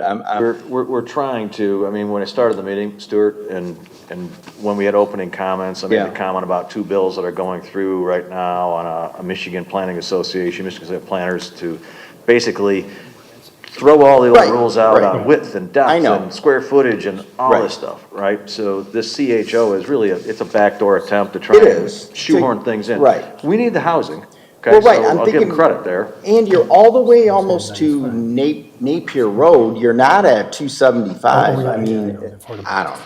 But with a CHO, there should be an inherent benefit to the township. And there isn't. And I haven't heard a benefit to the township in this. Right, so he could add something in that little outlot or whatever. But I don't think 2 extra lots is such a big deal, but I don't know. So there's also, to build on your thought, there's been some conversation in the past about when we do this, and it's typical response, a gazebo and a picnic bench. But there's been some thought about perhaps something that benefits the entire community. There was one that unfortunately they didn't complete the development as they wanted. They were putting a historical marker at their expense, a nice little plaza area but they decided to go in a different direction, so that never happened. And there was another development that came through where they were going to put a gazebo, and then when the people moved in, they voted they didn't want the gazebo. So, and my daughter lived in a development that had a gazebo. All it was a bunch of 2x6s with a couple slats across. Not very architecturally interesting. Okay. And then the residents in that development are paying for that, and they're not using it. Right. And my concern, yeah, they'd be paying for that, I assume. You mean it's Someone rolled has to into the- maintain rolled into it. the and- price, Yeah, and my concern is like, it is just 2 units here, but in the future, like if we're just, they make a I don't want to be willy-nilly about a decision on a development like this, because I think there needs to be some community benefit. There needs to be some, public benefit for it. For 2 units. And if we approve it Okay. here just for the 2 units and without any good, in my opinion, justification, then the next developer comes in asking for 5 additional units and so on and so forth. And I just want to have a clear communication that there has to be some type of public benefit Well, to approve a CHO. a smaller lot, it has lower maintenance costs. But won't they be paying the association for the park areas? Well, And yes, how's that going to but, be maintained? yes, but there's less leaves to clean up, less to mow. That's very, sought after by the over 60 crowd. We have a first floor master, and that fact and the fact that it's lower maintenance costs, we think it's good. We think 11 would do. And 9 wouldn't? Wouldn't 9 Well, serve the 9 same would do, benefit? yes, but we're asking for 11. And it's part of the master plan, and we can get that number. So what we're doing isn't really like that controversial for the township.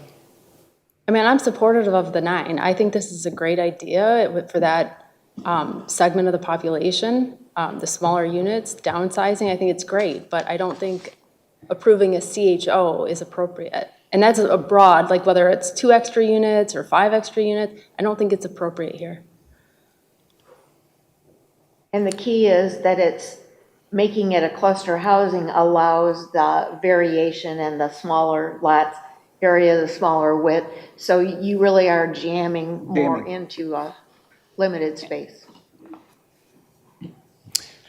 Mrs. Planner, the board makes or the planning commission makes a recommendation to the board. Does it matter if it's that recommendation or we postpone?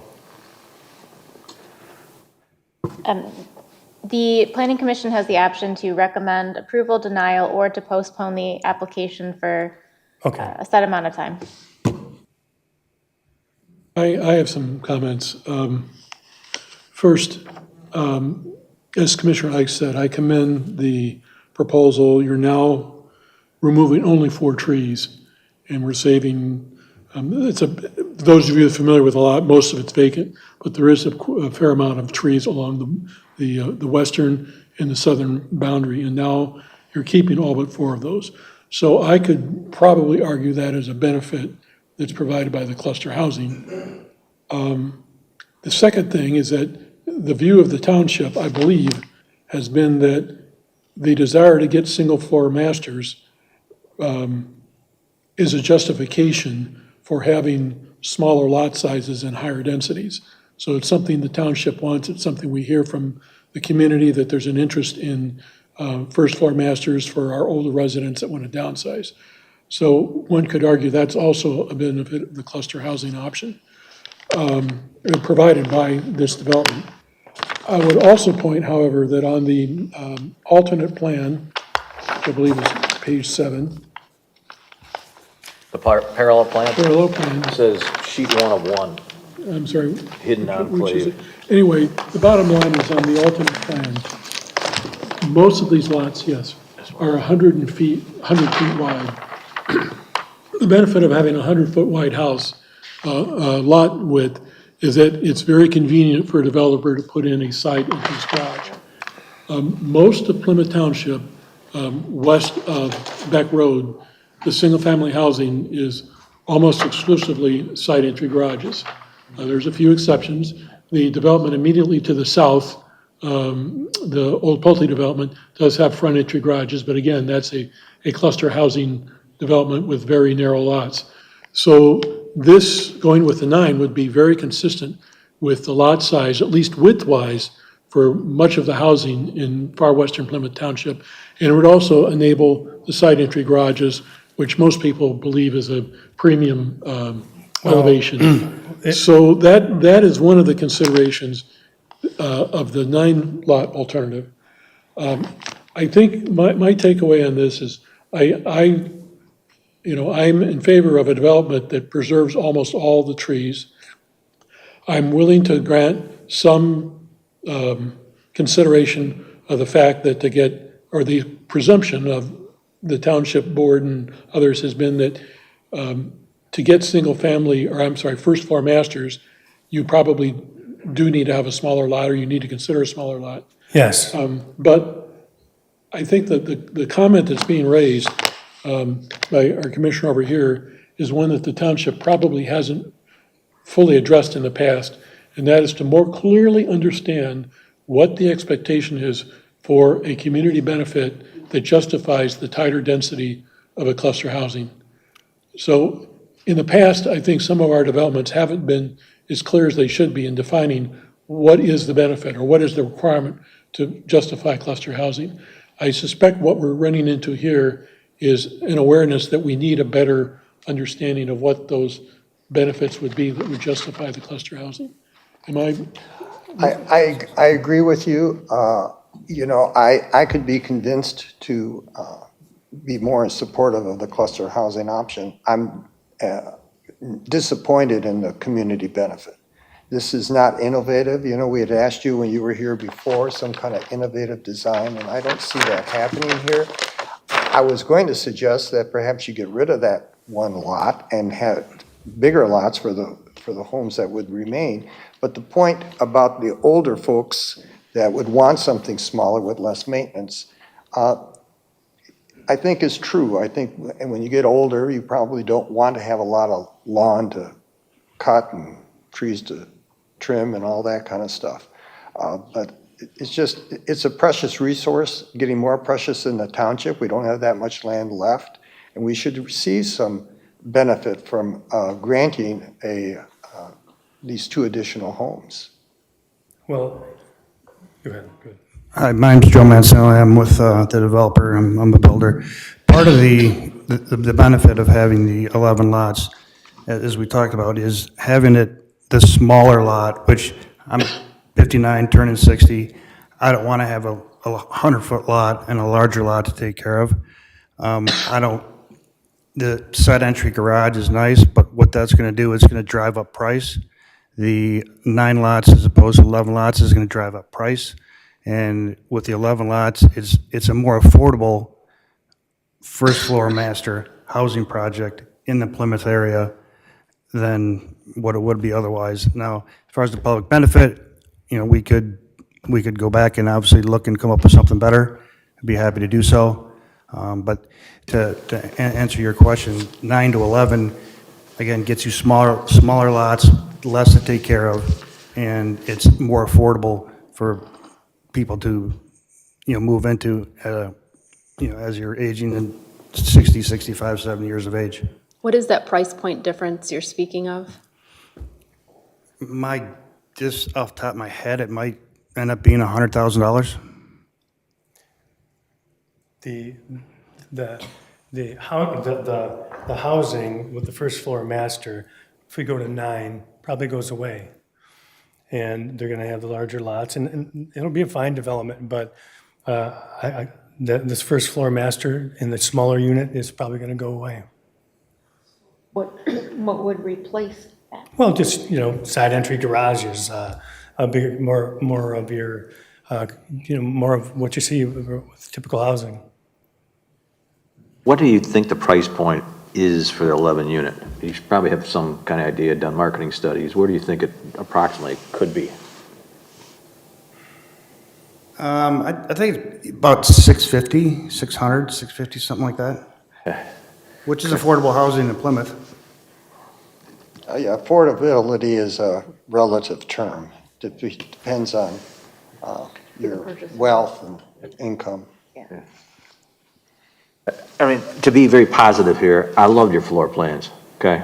I mean, the drawings you guys, the floor plans, the 1,300, they're incredibly well done. Those are A+s, right? It's just, the CHO is a back door, and there's really no innovation or no benefit. That's what I struggle with on the 11, and there's so many shortcomings to setbacks that the 9, the parallel plan just looks incredibly like the path forward for this plan. Yeah, the selling point to this is the first floor masters, 2 additional housing units. There's a shortage, I keep hearing there's a shortage of housing. There's not much we can do about the price point. We understand the cost of land and putting in infrastructure keeps going up and up, so that's an issue. But I would expect something more than what you're offering for those 2 homes. Well, we did the CHO because we would do this housing. If we go to 9, I can only see, we're gonna go conventional type of subdivision, and it'll be fine, it'll look great, but it's gonna be conventional houses. And the CHO, we went that because we get 2 extra. And we got the maximum density. You know, we didn't think we were doing anything controversial here, but you know, we can go to 9 and we can go to the different housing product. I mean, we just will, you know, because you'll have side entry. We'll have to. Yeah, one thing that, there's definitely a desire for single first floor masters and for products for older folks. But I would also comment that the survey that we did, the resident survey, the single biggest desire listed on that people voted for was traditional single-family homes on large lots. And Plymouth Township really hasn't had a development like that for quite a number of years. I think probably the last one was the Pulte one on Ann Arbor Road across from a Picnic Basket. So there's still a desire for traditional single-family homes in Plymouth Township. I think the thing that the board and the planning commission has to deal with is, are we so focused on getting homes for older folks that have first floor masters that we're prepared to grant a higher density to get them? Well, the hope is that if you went with this, you know, the CHO approach, that the older folks living in Plymouth would move out of their bigger homes and newer, younger people would move into those. But often they're people from other areas, not in Plymouth. So that sort of falls apart after a while. I mean, to go on the record, this is the only plan I've ever showed to my wife, and I've been doing this for almost a year and a half now.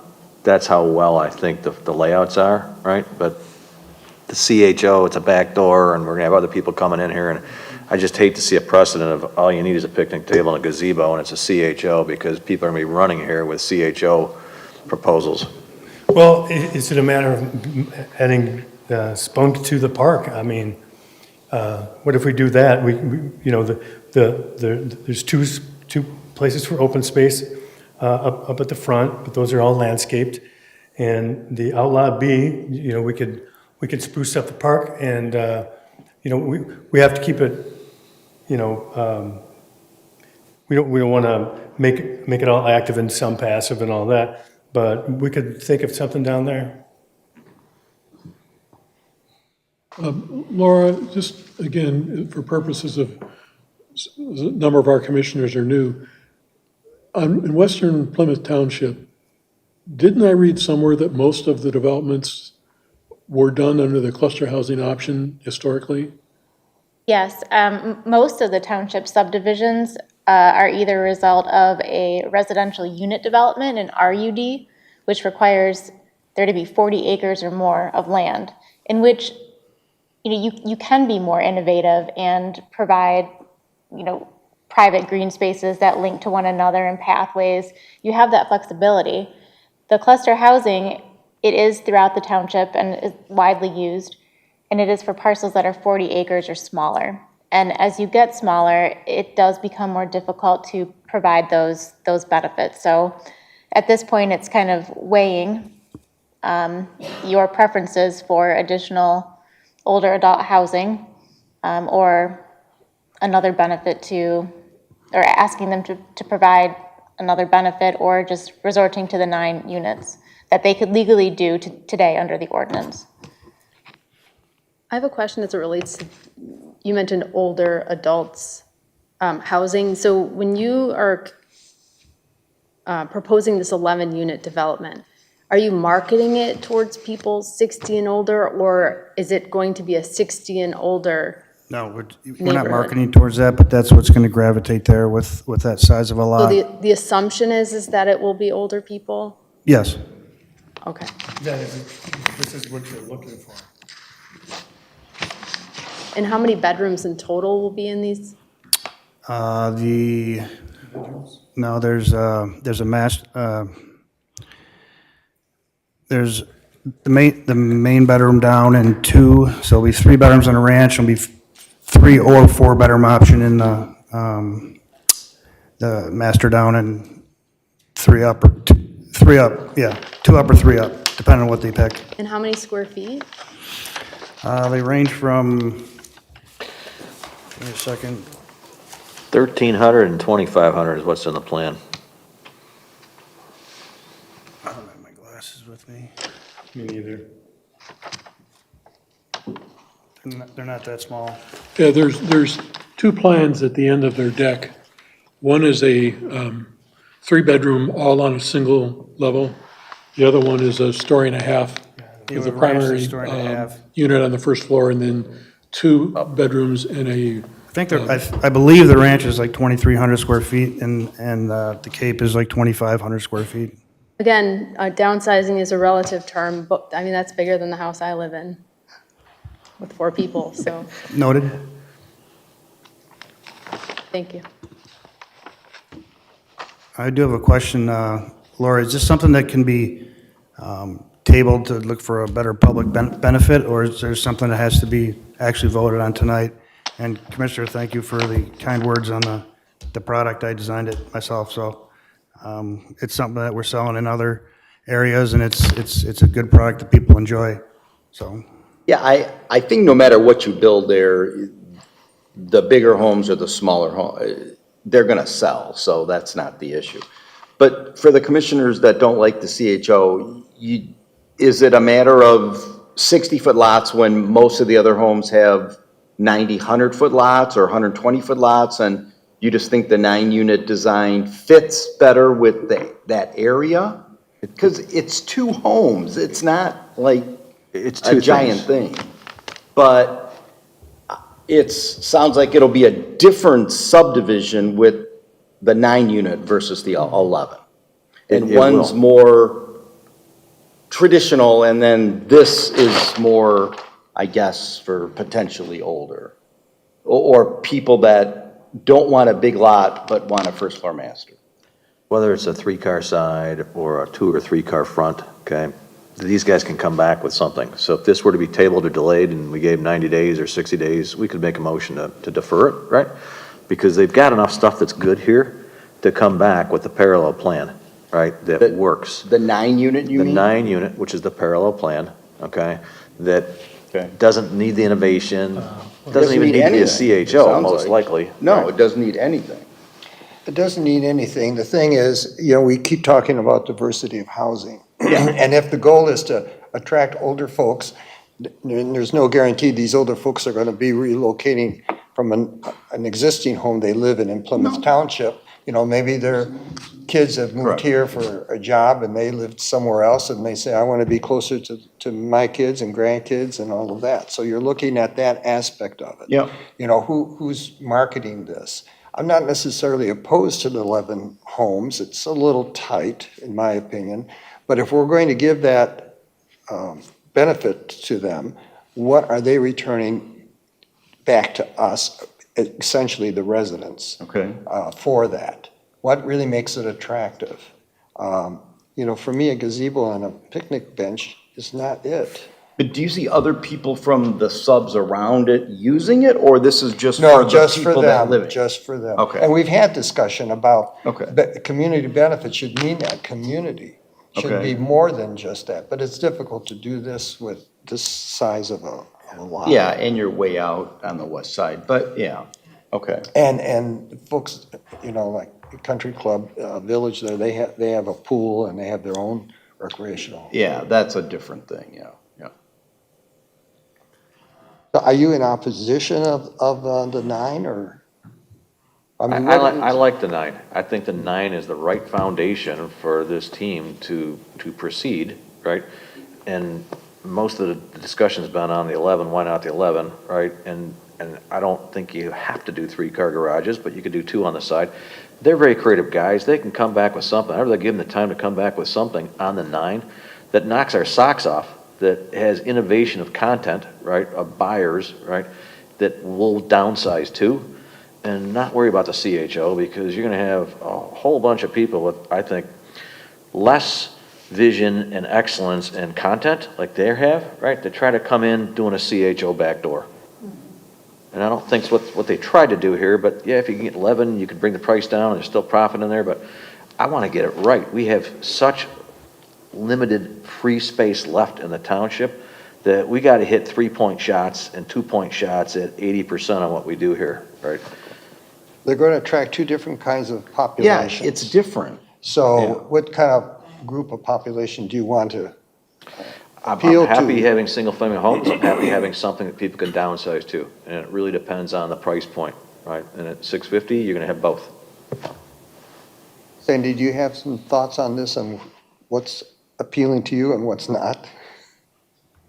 I just, the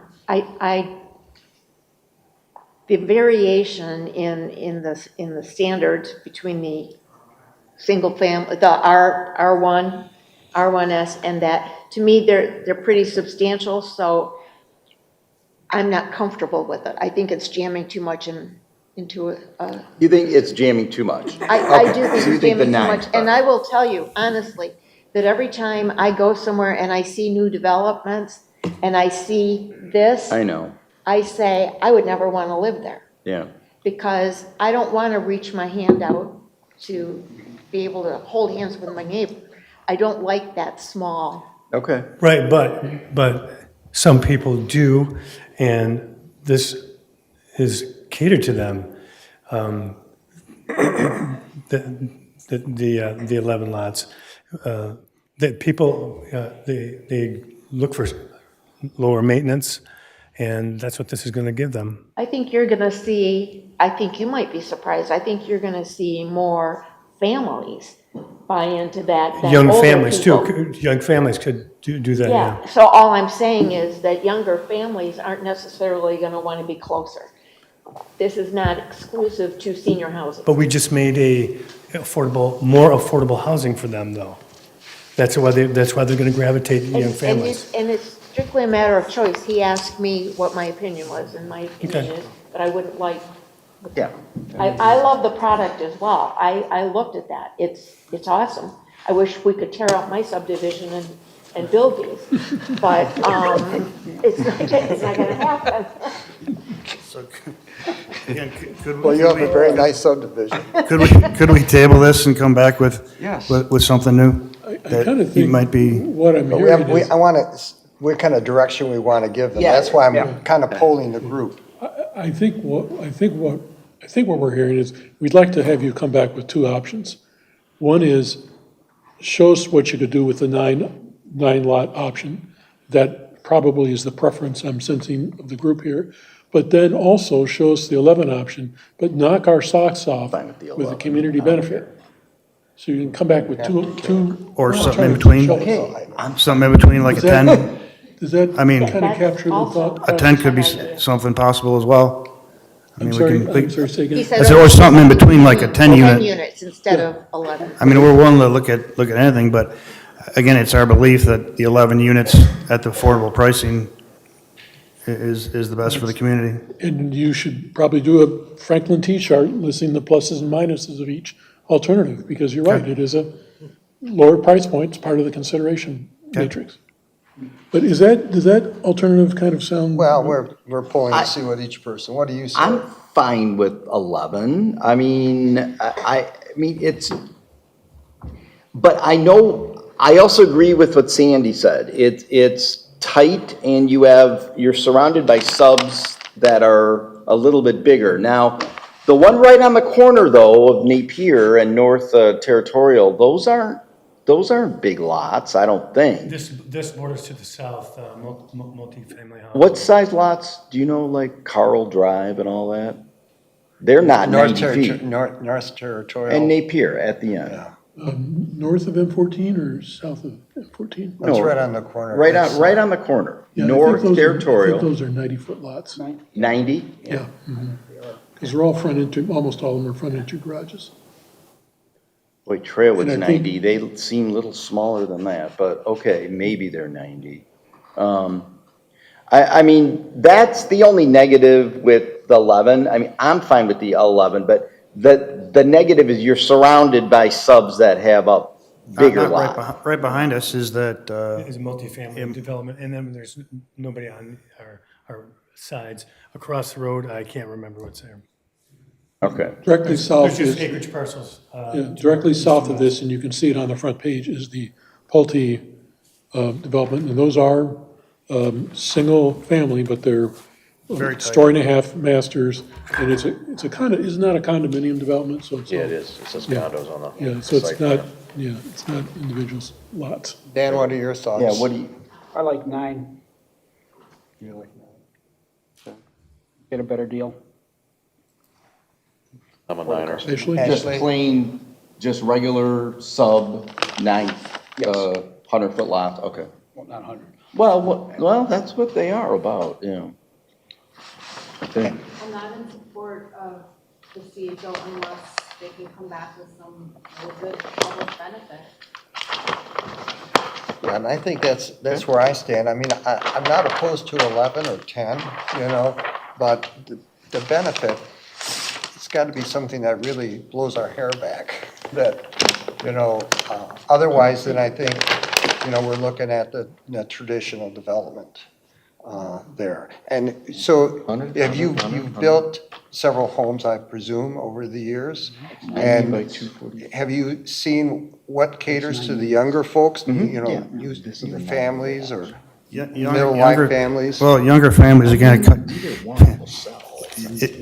it comes down to affordability once again, but this is a little different because a younger family is going to be looking for a larger community with more kids, like 30, 40 lot subdivision is going to have more kids. I know affordability right now is insane across the country. Nothing's affordable, I understand that. You know, I have 4 kids, 28 to 22, and when they were growing up, that's what we looked for as a subdivision. We had 52 lots, I believe, was in there, and there was a lot of kids, but yet it was affordable back then. It was, you know, 250, 300,000, whatever the price point was. Nowadays, unfortunately, with the price of property and development just sky high, it's the only way to keep prices down is to increase density. Could a 9-unit development work? It might, but it's just going to increase pricing. 3-car garage, increase pricing, bigger footprints, you know, people are going to want bigger homes. I mean, it just starts flowing up again into what you're seeing around Plymouth, you know, which $8-9 million, $900,000 million, which I don't think, you know, is what's going to happen. I would like for us to postpone this, to give you an opportunity. I mean, you've heard what we have to say. Give you an opportunity, look at the community benefit thing, look at the potential for 10 as opposed to 11. I'm not saying that I absolutely am totally opposed to 11. I'm just saying that that's not, it's not as desirable to me. So if we can postpone this, Laura, is that the word, postpone? Yeah. Yes, postpone. Table, we would have to take take it up at that same meeting, so postpone. So I would make the motion that we postpone this, I'm looking for some Last good page. words in here. I Last would page. just like us to postpone the approval, the, Postpone the application. Yeah, how much time do they think they need if we postpone it? Because we're gonna make a motion to postpone it. How many months do you need? Well, postpone is open-ended, right? Well, you were given, I believe, a year, so Yeah, we were you're given a shorter year. than a year. December. So, 90 days? 120? Well, we don't have to put a date on it, do we? no, we could say for up to 6 months, 10 months, and you Up can to come 6 back months, like earlier. 6 months. Fine, okay. How much? How many months? up to 6. Up to So 6 my months? motion would be that we postpone this cluster housing option for a period of up to 6 months. I'll second it. Okay, moved by Commissioner Groth and supported by Commissioner Ikes to postpone application 2582 for up to 6 months. All in favor signify by saying aye. Aye. Opposed? Motion carries. We like the product. I think, we like the approach. It's just figuring out what exactly the community benefit should be and what segment of the population do we want to see moved in. I think it boils down to younger people or older people. Or both, who knows? Or both. We want you to build in the township. I mean, Hopefully you guys get that. my daughter lived in a development here in Plymouth, and there were retirees there. Those homes ran about 1,700 square feet. There were some larger ones because they had the 2 stories. She lived in a ranch.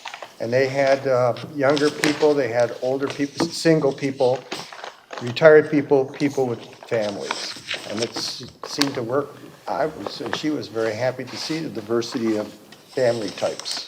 So good luck. So we look forward to hearing And back from you. we appreciate your comments, and we will be back. Thank you. All right, Thank you. Yeah, these were the easier Planning 2 Commission. topics tonight, too, by the way. We'll see.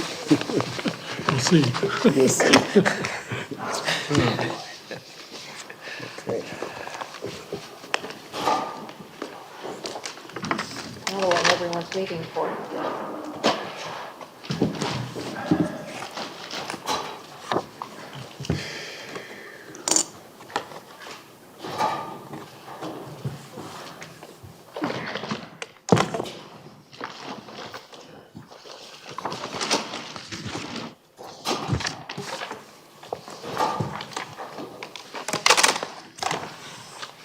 I'm not gonna put my claims here because you always do yours. I don't have. I'm only in a crinkle phase 2 because there's contentious items in it. I'm just going. If I use So my crinkling will be cut in half, Dennis, I promise.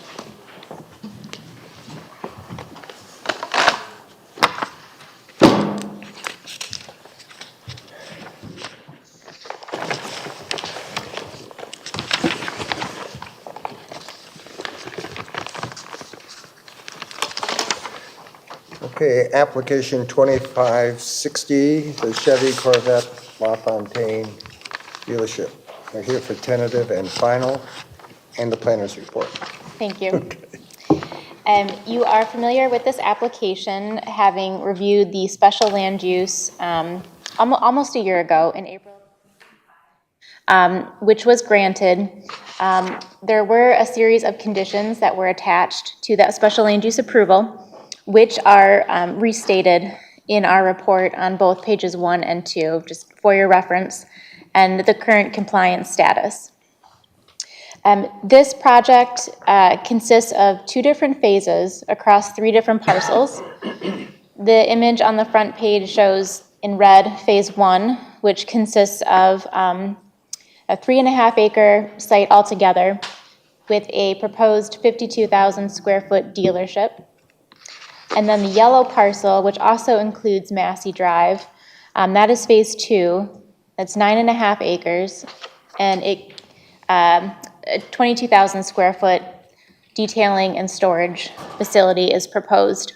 The majority of the phase 2 site is for parking. As a requirement of this project, these 3 parcels will be combined ultimately.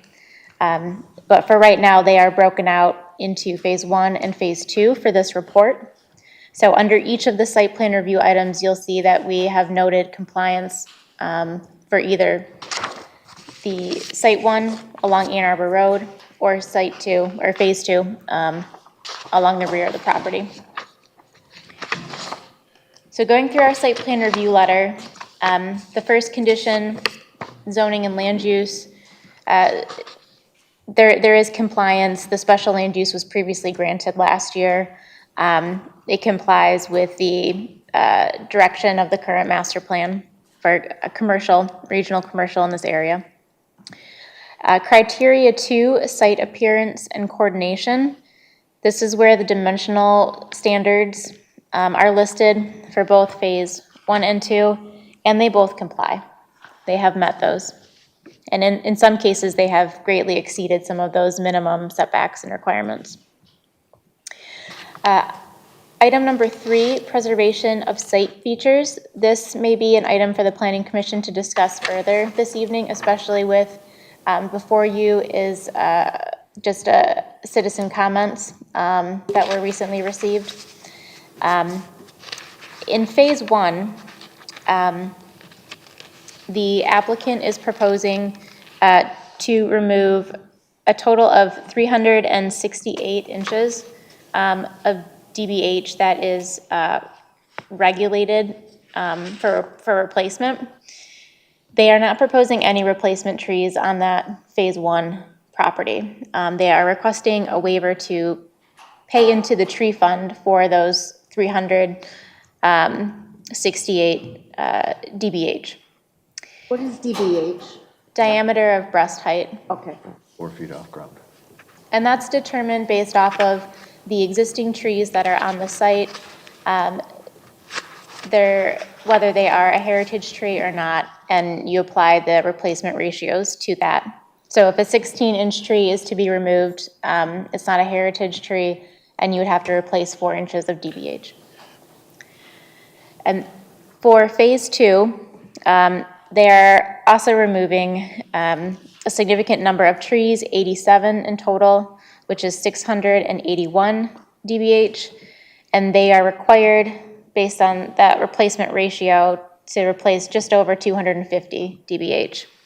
They are proposing to replant 40 new trees on the Phase 2 site, and then they are also requesting to repay into the township's payment in lieu tree fund for the remaining DBH. So across both of the 2 phases, they are requesting payment in lieu option. They are not, as they've designed the site, it is not feasible to add additional replacement trees.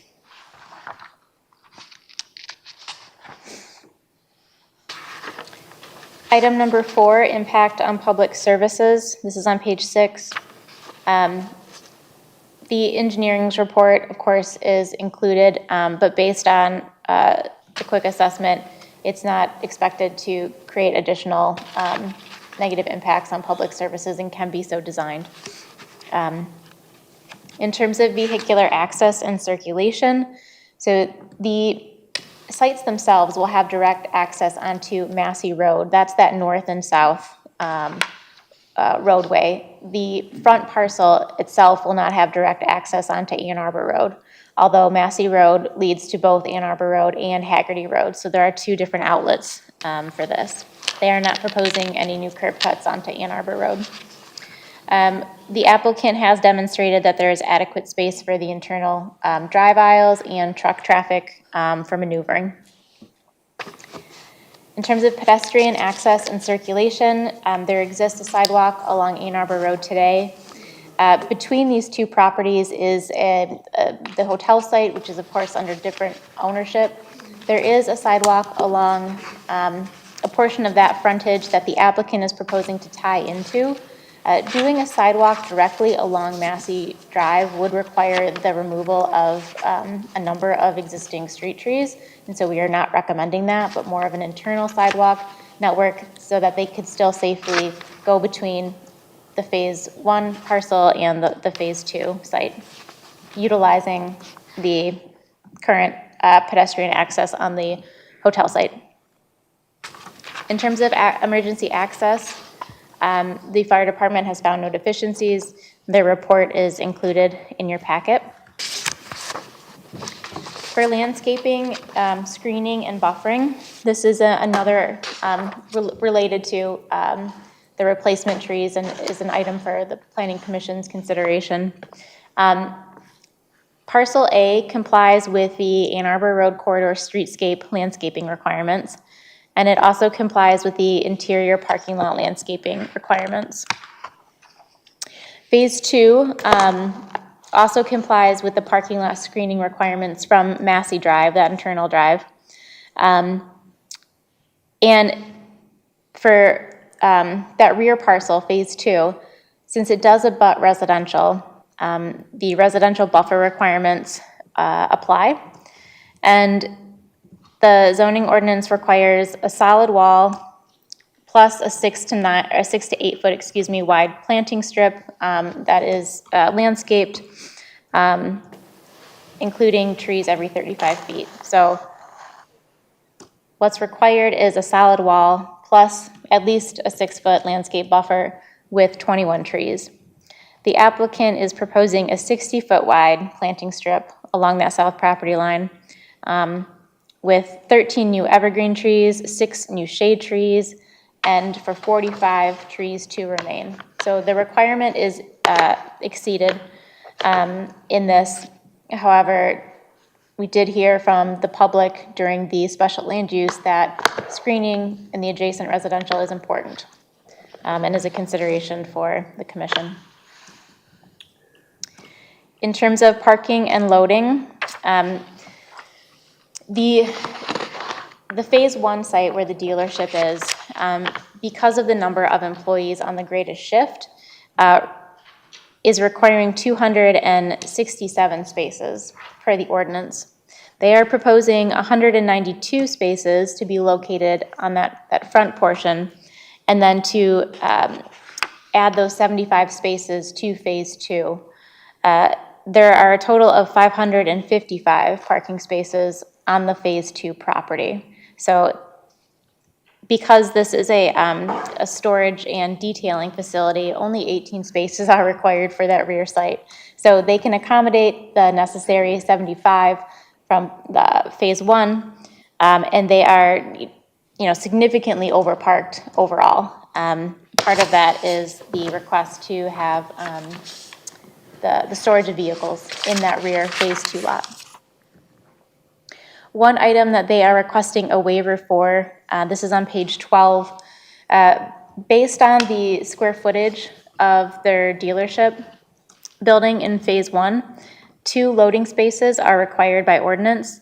The Planning Commission has flexibility to reduce that based on the specific need, and they are requesting 1 loading space is necessary for their operations. So they can clarify that in further detail if necessary for the Planning Commission. We do not have an objection to 1 loading space in that area. And in terms of building design and architecture, the primary dealership building in Phase 1 is a contemporary design. It is proposed to be constructed of similar materials that mirror the Cadillac and Lincoln dealerships just to the west. The applicant has provided, or has brought this evening some material samples to be passed around during their presentation, and they also have a material board to share with the commission. For Phase 2, in contrast, the building as a storage facility is more utilitarian in design. It is more of just a solid rectangle, 30 feet in height. There are some longer blank walls that are proposed, and we do recommend some additional architectural detailing, at least on that south facade, where it may be, because of the height, visible to the adjacent residential. Just to break that up, the ordinance does require some architectural variation within every 100 feet of wall facade, and there are some spans of 300 feet in length. So both buildings need to be found acceptable to the Planning Commission, and we are recommending some additional modifications on that rear building in Phase 2. In terms of exterior lighting, the applicant largely meets the zoning ordinance standards, including the latest dark sky provision ordinance standards.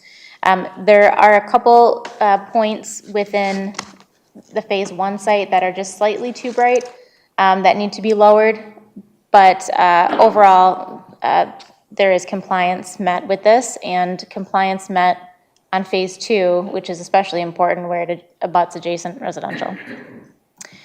So our recommendation for both Phase 1 and 2 is to grant tentative and final. This is subject to 3 conditions, which are listed there on page 14 of our review. This is also contingent, however, that the Planning Commission finds that the building design is acceptable, the residential buffering that they have proposed is acceptable, and that the Planning Commission grant the waiver to have a reduced loading space for Phase 1. And the applicant is here this evening, again, with those material samples to discuss with you. Thank you. Thank you. And we have the engineering report. Yes, hello. We have done our review of the site plan submitted by Norwick and Frost, and we offer the following comments. So Planning Commission is aware there is a water service that would be provided by an 8-inch extension from the existing 8-inch and 12-inch water mains along the east side of Massey Drive. 2-inch domestic leads and 6-inch fire service would be provided to serve the buildings along with additional hydrants on site. Sanitary sewer service would be provided from the existing 8-inch sanitary sewer along the east side of Ann Arbor Road, an 8-inch sanitary sewer within the parcel south of the hotel. 6-inch leads would then be provided to serve the buildings. Stormwater would be collected by a single storm sewer collection system and discharged to an existing on-site and off-site regional detention basin. We do have the following general comments, and this is just as a means to help with the engineering review. There is no landscaping, as a reminder, to be permitted with any of the existing utility easements unless it is so approved by the planning department. For the storm drainage and grading, we do have a comment that the calculations of the respective sites for sheets C6 and C8 south of the hotel was designed to provide sufficient storage for parcels listed in the following notes. Massey Drive and the parcel south of the hotel. A current review and approval will be needed from Wayne County, which you may have been granted since this note. Will be needed from Wayne County DPS, and that will be required to confirm that no on-site storm detention or additional pre-treatment or upgrades to the regional detention basin will be required, including maintenance access to the pond. There was a traffic impact study that had been done. One of the results was a traffic memo was provided in response to the study submitted on October 16th. We recommend that the traffic report recommendation of providing a sign that states, "Do not block intersection for eastbound Ann Arbor Road at Massey Drive" be implemented. Any upgrading of the signal intersection of Ann Arbor Road and Hagerty Road would need to be evaluated, of course, by MDOT and Wayne County. We went on to list the necessary permits and agreements required based on our evaluation at the time, and we do feel that given the plans and what we have to date, that we can go ahead and approve. It is our recommendation to approve the tentative site plans. And I do know that planning went forward and approved the final as well. So we are comfortable just resolving some of the issues with our engineering review. Okay, thank you. And then we have a report from the fire department that's dated last June. They had no deficiencies, but Laura, I have a question. So on these fire reports, this one goes back to June. So obviously they reviewed the plans at that time. Have there been substantial changes since then? And does the fire department have another go at looking at whatever might have been revised that's substantial? Yes, when revised plans are submitted, they are forwarded to the fire department for review. If there are no other concerns, then typically another letter is not issued. Oh, okay, good, thank you. And the applicant is here. Yeah. Sure, yeah. Hey, good evening, Mr. Chairman, Commissioners. My name is Gary Landroche with LAG Development, part of the LaFontaine Automotive Group. I have Tim Wood with me with Nowak and Fraus tonight. Annie Hall is my project manager on this project, and Ashley is our real estate development director, so I brought the boss with us too. I think we've listened to a lot of the comments. We know you've had grave concerns with the trees, with the neighbors. We met with the community to the south of us. We had some sit-down meetings with them. We listened to their concerns. That seemed to be a big factor in this whole program, right? So the fact that we were required to have a 6 to 8 foot buffer with a screen wall, we do have a screen wall there, and originally we had almost a 50-foot setback buffer that we were leaving there. That's been increased to 60. And the reason that we don't have more tree count in that southern buffer is because there's so many existing healthy good trees that should be preserved that would take years and years and years to get to that stage. We're not opposed to doing some thinning as necessary to promote health and wellness of those species.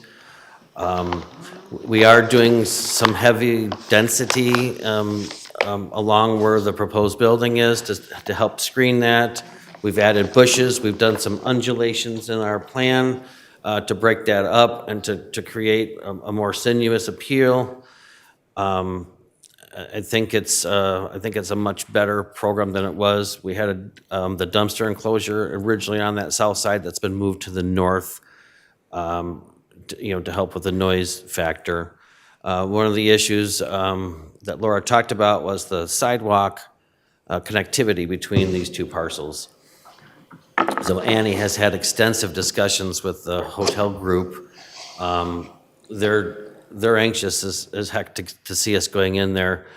And they have agreed to allow us to, they have a small section where they used to have a pool in there that doesn't have sidewalk along their west parking, west of the hotel.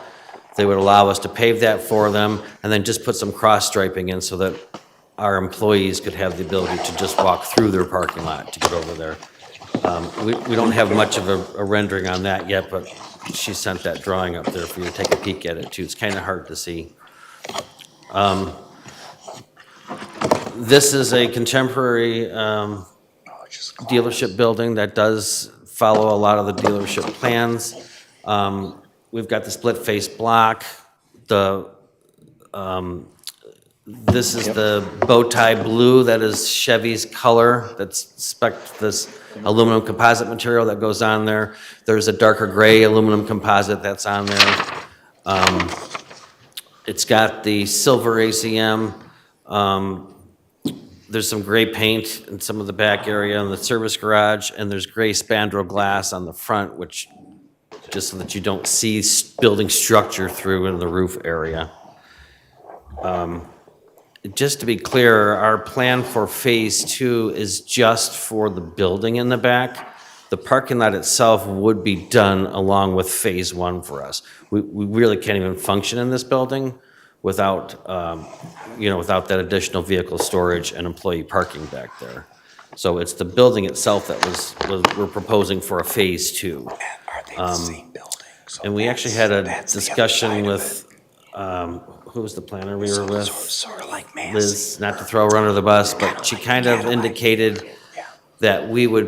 We have additional time to be able to revise the rear building being streamlined, solid, that we could make it more architecturally appealing visually at a later time. She sort of indicated that it would be more during the permitting process there. We do have some plans of adjusting roof heights and trying to create some different materials or something to create that, to break up that linear look that you were referring to.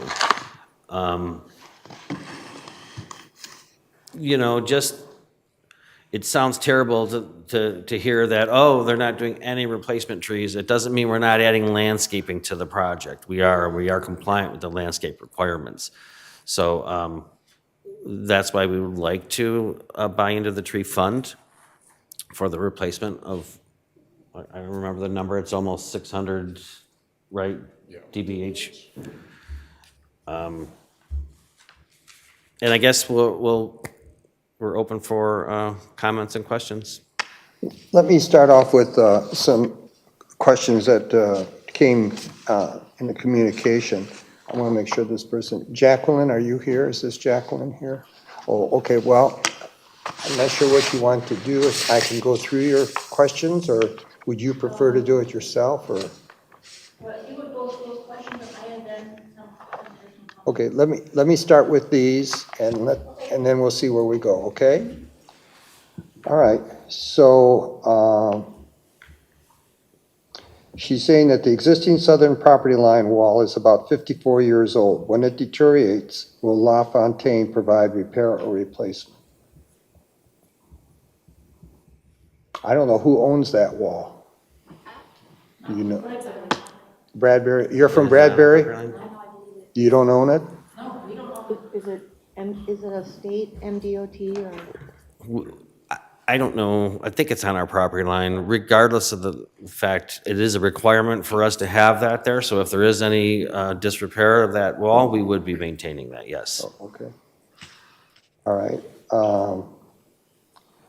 The phase 2 includes a one-story facility. The floor plan shows 2 floors.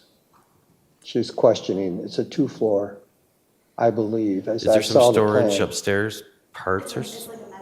Right. There's just a mezzanine, yeah, I think it's just a mezzanine area. It's primarily 1 story. Yeah, I think there was wasn't there a break room on the 2nd floor? I looked at it, it's a small area. Just the employee services. Right. So I remember it was a break room and maybe a restroom. During the meeting on April 16th, we talked about retaining part of the natural area along the south border of Phase 2. That is not reflected in the tree preservation plan. Only a few single trees are planned to stay in place. Well, again, what was required was this 6 to 8 foot buffer, so we've maintained a lot of that natural green space that's there.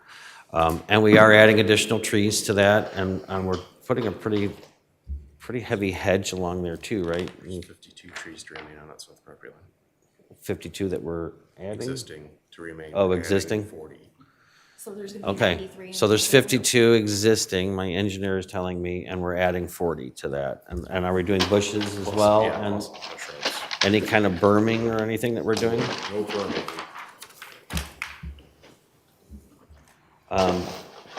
Not sure if you had the latest plan on there, but we substantially did try to increase that. We also were cognizant of the existing healthy trees that were there. We didn't want to overfill them and choke those trunks out or cut and destroy roots and harm. So we wanted to protect the integrity of those existing trees.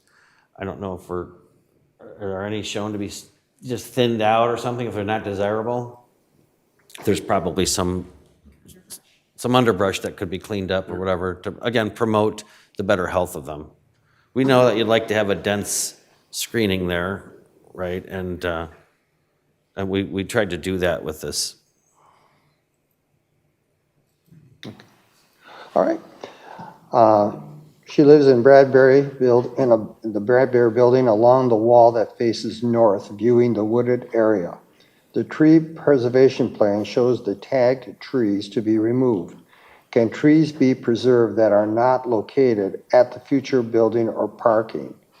And then she puts in attaches a plan where I mark trees green color, which many could possibly be preserved. This might reduce the number of trees that La Fontaine is supposed to replace and doesn't find space for on their property. We prefer retaining established trees instead of contributions to the tree fund. She would appreciate if more tree preservations would be considered. And I can give this to someone and you can keep it. I would just like to make a comment myself. Yeah, sure. As well. I believe, I don't know the exact You need to number. speak into the. Thank you, sorry. I heard you guys referencing that earlier too, I apologize. I don't know if this is the exact number, but when I was doing my counts, I had calculated about 73 undesirable species as well, which those being removed from that site would help preserve the integrity of the desirable species in that area. Were you able to hear what she said? Okay. She's saying of those trees that are being removed, 73 of those are on the undesirable tree list. So, well, are there seed pods blowing and are they spreading? I mean, I don't know why they're not desirables. I didn't call them undesirable, but the township did. They're on their list, right? So for whatever reason. And she would also like to see that the existing taller shrubs be preserved, especially inside the southern buffer zone where there are residential buildings right across the newly planned building and parking area. That would add to the visual and noise buffer and protect existing habitat. Are those shrubs along that wall on that southern? Yeah, yeah, we intend that, we totally are keeping the shrubs that are there.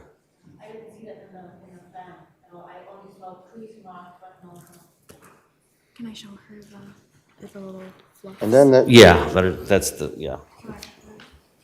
Then there's just a comment that the screening will be provided that adequately buffers loading and unloading areas from adjacent residential areas. And then the phase 2, the loading and unloading areas is located at the rear of the building. Does that mean the east side of the building?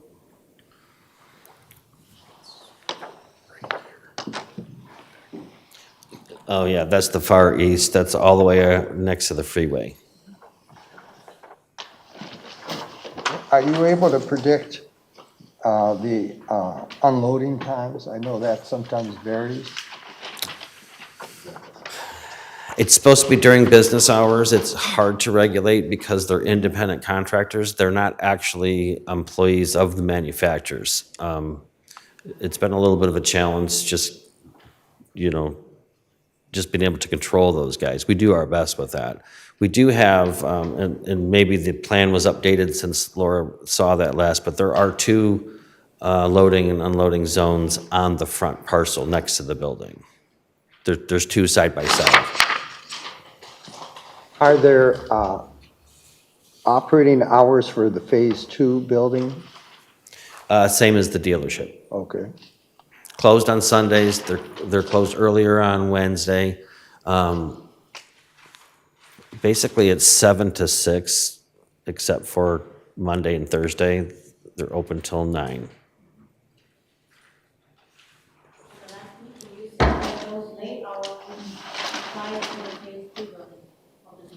We would have to reference what was outlined originally in my narrative with our application. I believe the rear building, this detail out. I believe we would have to reference the hours from our original narrative for that, but I believed that they were reduced for the rear lot.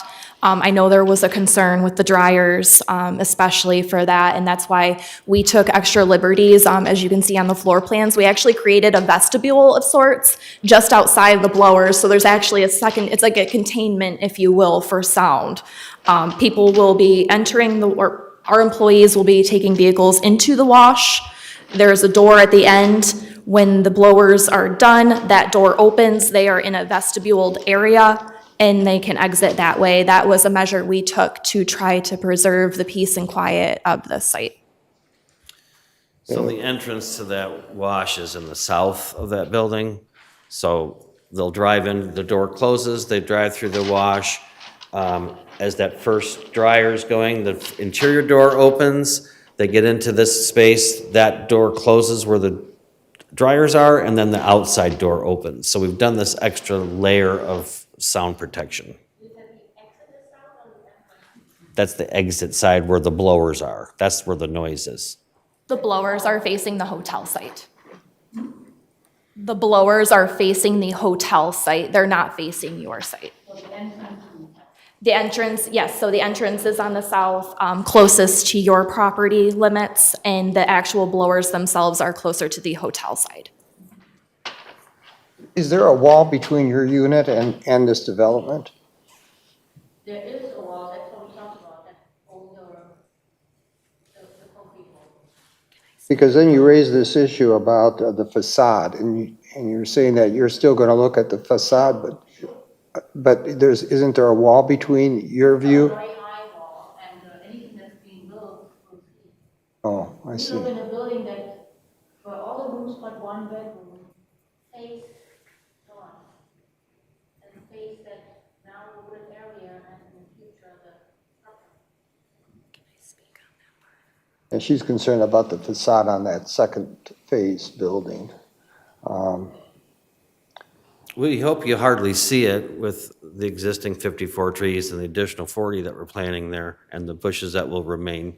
But we'd like it to be, aesthetically pleasing for you, of course, what you can see of it. I think that's a 6-foot screen wall that's back there currently. Well, I'm just saying, I think that's what was required probably way back when whoever put that in there, right? And that's the same thing that would be required today for us. They meet the ordinance, so they're meeting what is the expectation by the township. On the lighting, she doesn't want to see anything more than a 4,000 K. But there's no lighting, there's no spillage of light off your site. No, there's not. We have a 0.5-foot candle max at the property line. Our lights are so far away from that, it's completely dark there. Okay. We're putting lower-headed shielded fixtures on that southern property line that are directional LEDs that push the light into the lot, not just flood it. And I believe we talked about having these on a timer where they could be actually turned off at night. So if a car drives through there when they're not supposed to, they'd be picked up on a motion sensor. Those lights would turn on for like 7 minutes. The idea there is if a police car drives by and sees there's a light on that back parking lot, they know somebody's in there who shouldn't be there. So it's a good safety measure. We find that law enforcement really likes that, and it keeps the lights and the glare. It promotes the black sky effect. It's not glaring in residents' windows who are nearby there. We're very conscientious of the light pollution and the spillage. Any interior lights are just there for security and safety. If you think in terms of this as being an inventory storage lot, we're not like trying to display and sell cars. So we're just interested in security and safety in this back parking lot. So it's really easy to be good corporate citizens and good neighbors in a residential lot like this. The front lot is where any display will be, and that's where we'll want to show the cars, but we still have lighting ordinances that we have to comply with.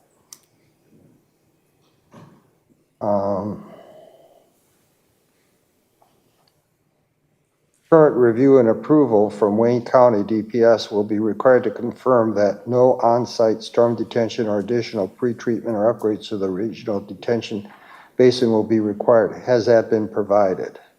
Not yet. Okay. We're still in the design phase, and until we know that we're moving forward with the project, we'll apply. We've got Wayne County storm for approval. MDOT we have to get approval for as well. Yeah, and any water is not supposed to flow off the site, so that's a township ordinance. You're going to lose 251 trees. We would like to see a higher contingency of the payment into the township tree fund, and you want those trees to be provided to the Bradbury Park homes. But I believe that the tree fund is only for public areas. Is that correct? Correct. Yeah. So, did you have few more additional questions, or? No. Oh, that's one comment in the last sentence. We do apply pretty much yearly to the tree fund, and we do get trees because it's a common area in Bradbury. I think that's another fund, isn't it? Yes, and that is allowed as long as the residential tree planting program continues. A portion of the tree funds are used to support that program, but the payment in lieu directly cannot be applied to a specific HOA. Okay. Hey, we wouldn't oppose donating some additional trees to Bradbury if it would help you. I don't know if there's green space there that could accommodate trees between your unit and where the wall is, where our property is. Pardon me? Between them, unfortunately not. Well, but if there is some space, I mean, aside from the tree fund, like I said, we're not totally opposed to something like that. We'd like to contribute if it helps you. That wouldn't be a problem for us. And we do appreciate you meeting with the residents and sort of doing your homework. We always encourage developers to do that. We think it solves and resolves a lot of problems. We really like to hear what their concerns are, and we try to address those.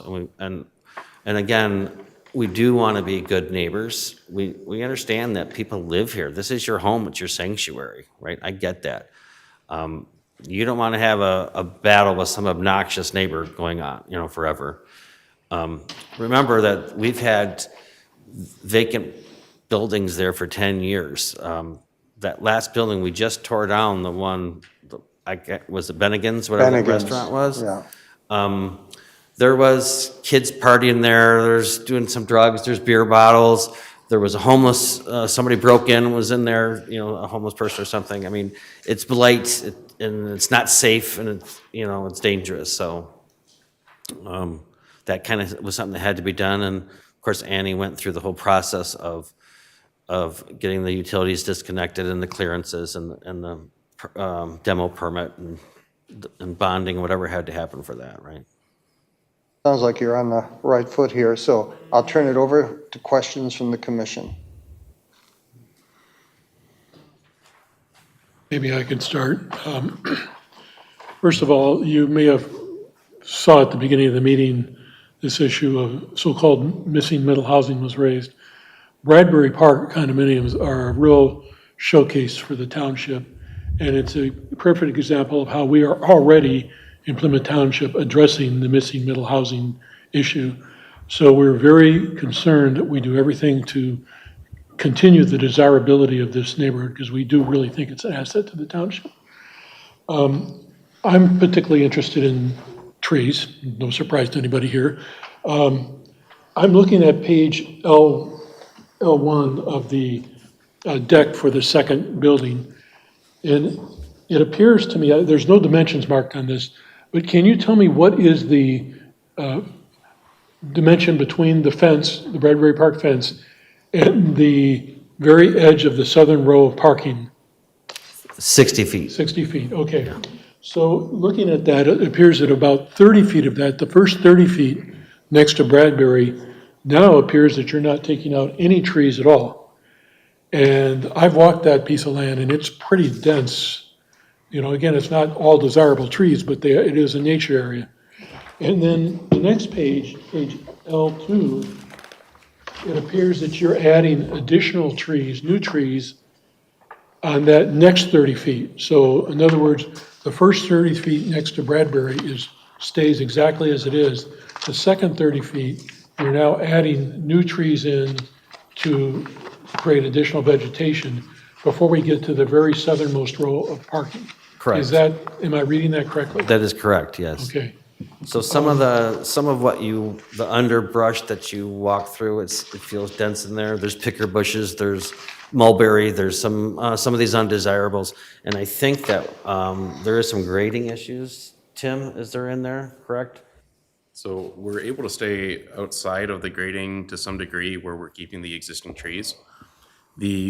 We're proposing the additional 40 trees as replacement trees for the heritage trees and desirable trees that are being removed from the site to aid towards that, to provide the maximum number of trees as possible towards that. So we are asking for the minimum amount for payment in lieu of, just because of site limitations, and we are providing all the additional landscaping items. So basically past the existing trees to remain, we do need to grade to provide positive drainage. And then we're going to be grading and then planting the new 40 trees, replacement trees in that area. So some of that undesirable underbrush does get removed with the grading, so that, to his point, so we have to have the stormwater grading the right way, but that is where we're planting heavily for replacement in that section to create the biggest buffer for you residents. Okay, so just to reconfirm, if I'm hearing this correctly, the first 30 feet from Bradbury north is untouched. Correct. The second 30 feet has to be regraded to meet the requirements for the parking lot. But after you regrade, you're going to install those additional trees. Looks to me like there's about 25 of them or more on that page L2 on that new banked area. Is that correct? He said 40. There's 40 of okay, them. 40, okay. Yeah, I see that. But that's not what I read in the map. The map says the trees are untouched. The All the underbush and those shrubs will be removed, right? Not in the back near the first 30 feet. No. And there's also very dense rows of bushes being planted, and we've done offsetting of these rows so that they could still get mowers in for maintaining it and taking care of that. It's like a park almost, right, in that setting. Okay, I do see that on the. Do you see those on there? That's hard to see them. Maybe we could have somebody Yeah, show her you the that. plan so you can see what we're talking about. Specifically, it's page L2.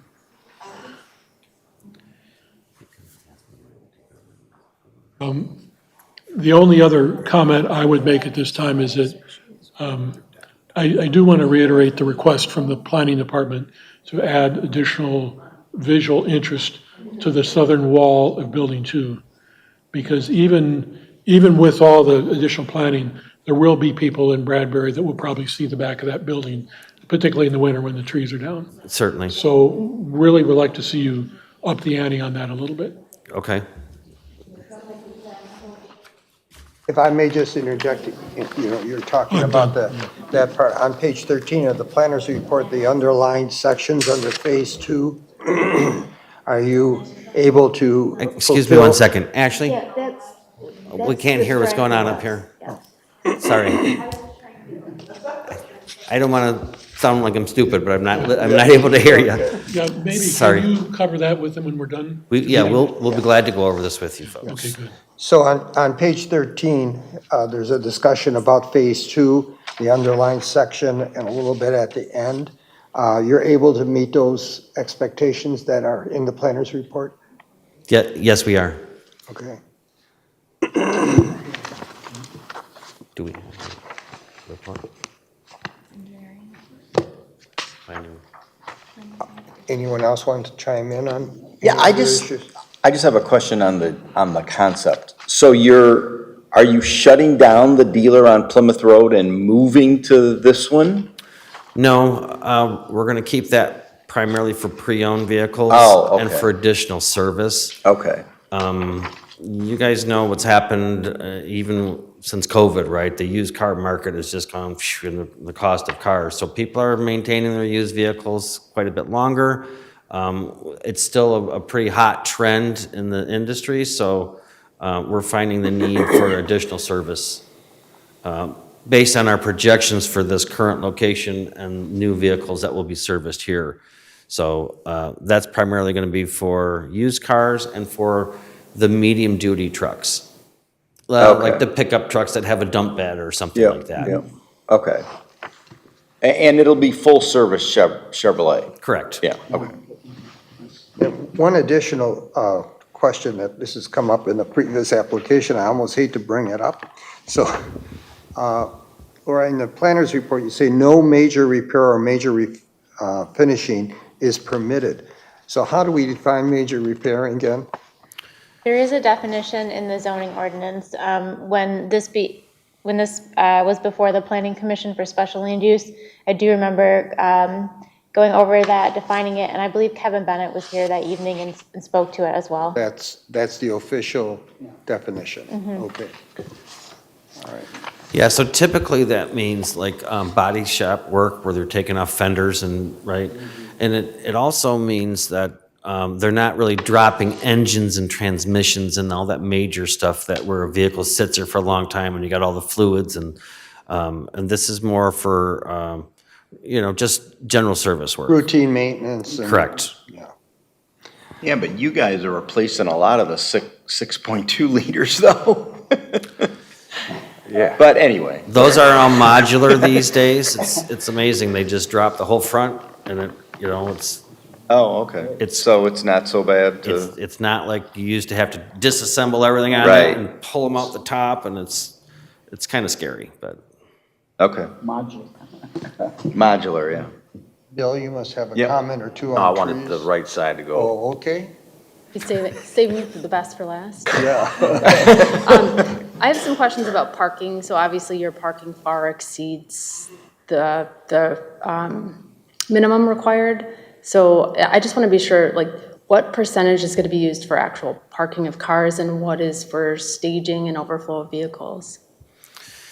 It's probably 20% for actual parking, employees, you know, a little bit higher for employees as well in the back. Most of that parking, the vast majority, or highest percentage, is for inventory storage. So it's basically like a large outdoor storage function rather Correct. than accessory Yeah, parking? and it's hard because they're cars, and people think it's parking lot, parking standards. It's really product storage. It's inventory is what it is. So then, excuse me. Go I guess that's a concern of mine and just a question to the planners. Is there other considerations to take into account, given that this is storage, outdoor storage, and not just parking?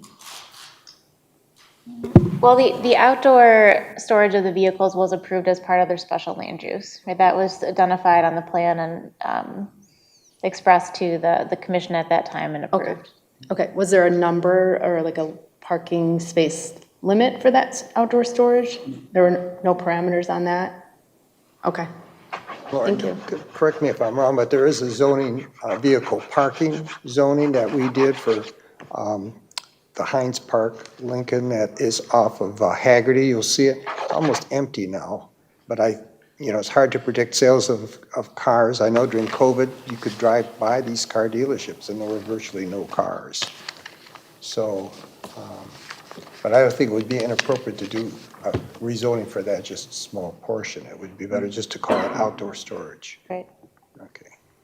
Okay, that was all. Thank you. Anything from you, Dan? No, we're waiting. I had a couple things, Dennis. The first one is, on previous discussions, you guys were in here and I made a little diagram here. I had a couple of frown faces on it. Number one, the commercial zoning, the buffer is not enough.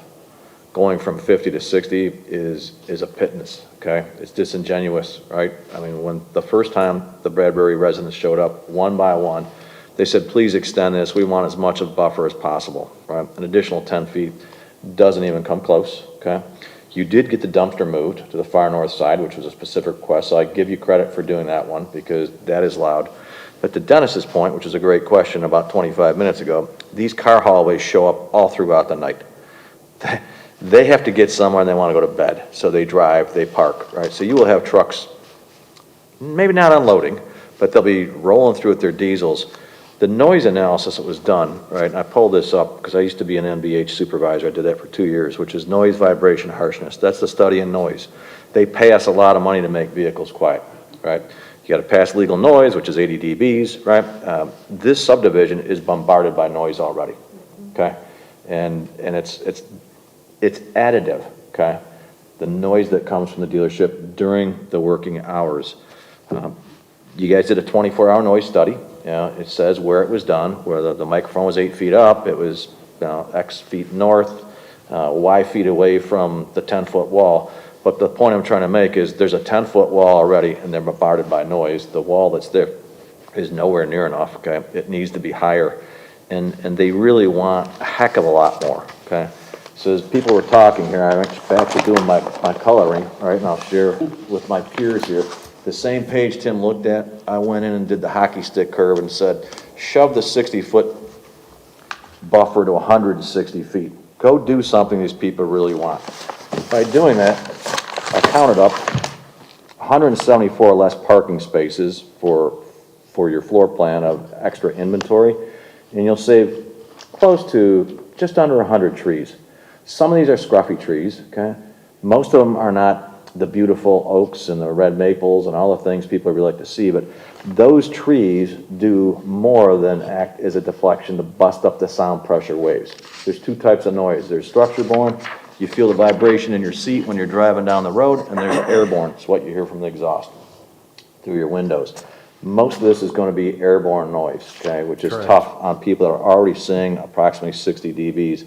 So the noise that comes from this facility is additive, right? So the fact you have 55 dBs on the drying, right, on the exit to the north side, it's good, but I really want to ask you guys to go back and do a heck of a lot better than 60. I marked this drawing up, so I want to hand it to one of you guys. If you went to 160 feet, you'd lose 174 of those 422 parking spaces. You would keep almost half the trees that are there, right? And this is a beautiful 9-acre site of nothing but trees that's doing a job for the air that we're breathing literally right now, because it's less than 500 yards from where we're sitting in this building. So please do better on that, okay? And I say this being a GM driver. I have nothing but General Motors vehicles, okay? I'm one of the biggest proponents of Chevy driving the Motor City here, and my son works there, which is why I support that. They're great vehicles, okay? So I want you guys to listen and do better, because we asked the last time. 10 feet is not doing service. The fact you guys met with the owners is great. I personally thought they were way too polite when they came in and spoke to us the first time, right? They were being civil. They were. I mean, they were very civil, which I applaud that, but the emotion we got on the opposite side of the street here on 55 dBs of noise, right, was just, everybody was just angry at us. So they're very polite and civil. I give you guys a lot of credit, but you guys should do better for these residents, because it is the missing middle housing. It's not missing, it's already here. And those properties are valuable. It serves a need, right, for people that have downsized. And your hearing gets bad as you age, including mine, and we don't need to make it worse. So, I mean, you're singularly focused. This is your major concern, everything that comes before you. It's like primary, right? We are doing something good for these people. We're taking our site lights down and we're directing the light away from them. We're leaving 30 feet. We're required to have 6 to 8 foot of landscaping behind the wall. We've got 60. That's not like it's nothing. It's huge. We're leaving 30 feet untouched in its natural state, as dense as it is, for their benefit. We're adding all of these trees for that reason. Yes, there's 55 decibels at the car wash. That's why we put it on an inside door. It's not 55 decibels when the outside door is closed. We did that for their comfort and their concern. What business is going to go in and occupy this space and not be open till 11 o'clock or midnight, or have people drinking beer or partying or doing whatever? We are not a terrible neighbor to have. We're closed on Sundays. We're closed early on Saturdays. Our dealership opens at 9 a.m. A couple of service guys are in there at 7. The public comes in at 9, so we're a low impact, right? And our sound study that was done was, the noise survey was based on a dealership usage. So they accounted for car haulers, dumpsters, car washes, service equipment, right? All of that had to be considered. This isn't like just, oh, we're gonna throw in and do a shop over here. So 175 spaces, how many vehicles do we need to have in an inventory to carry a 55,000 square foot building with 150 employees? How many car sales is that? How much service is that? Do you know? We can just lose 175 parking spaces like it doesn't have an effect on a business? It's a formula. A Chevy dealer of this size in another location, the manufacturer made them have 980 parking spaces, right? This is half of that. Cadillac has 700 and, how many? 15? 711 spaces next door. I mean, if you look at the density of these other car lots, look at the planting of all of these other businesses they're not even a fraction of what we've got here. You've got a few interior trees. I drove past the hospital on Ann Arbor Road coming here, and the whole front of that has got a few interior landscape trees. And that's not been there for 30 years. That's a newer facility.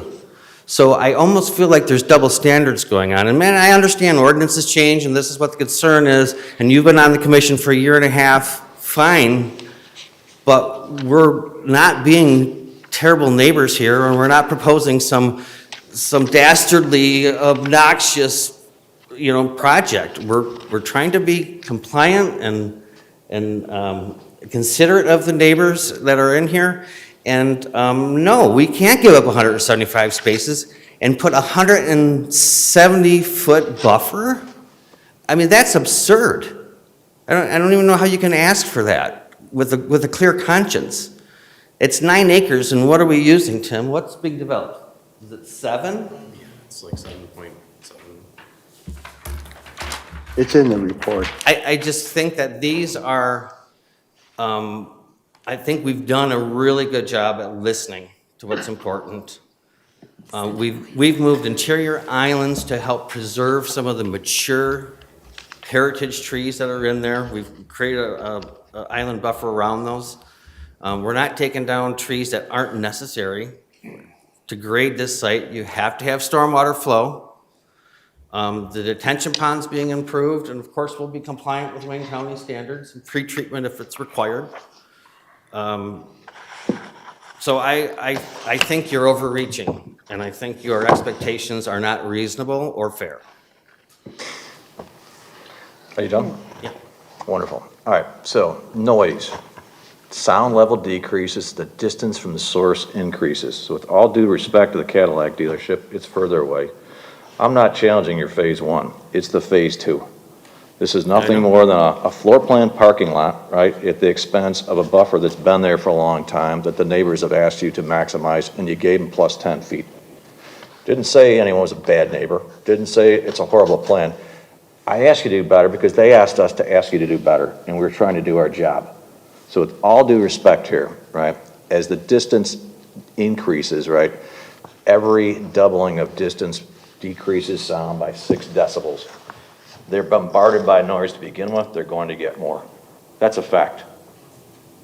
What noise are you talking about? The cars sitting in the parking lot? These aren't customer cars. There's not people opening, closing doors. They're not, it's not like it's an active business where there's people coming and going, like going in and out of the grocery store or whatever the case is. These are cars parked there. I mean, it's pretty quiet. The building itself is for vehicle storage and detail. It's not, again, it's not air tools. It's not a high-end thing. We purposely did the car wash entrance to the south with the blowers on the interior of the middle of that building with an outside door that's still closed. So it's as quiet as you can possibly get for a car wash.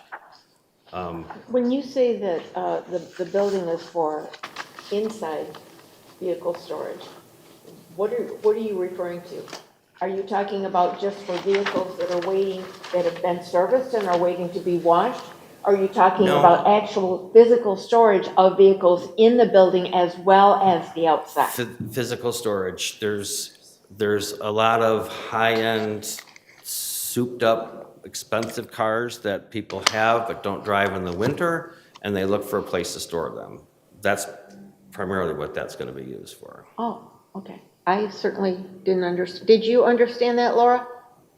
Yeah, we discussed that in It's the a- early. I think so. I'm also new to this. Yeah, It's a Chevy, which has Corvettes, and Yeah, I know.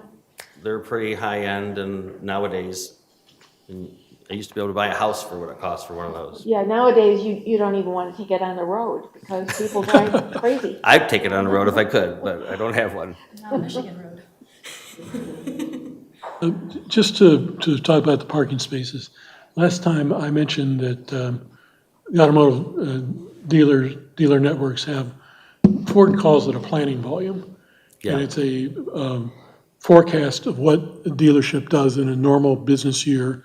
And then that planning volume dictates requirements for building space and number of parking lots, et cetera. Correct. This, again, I think you're proposing a total of 555 spaces.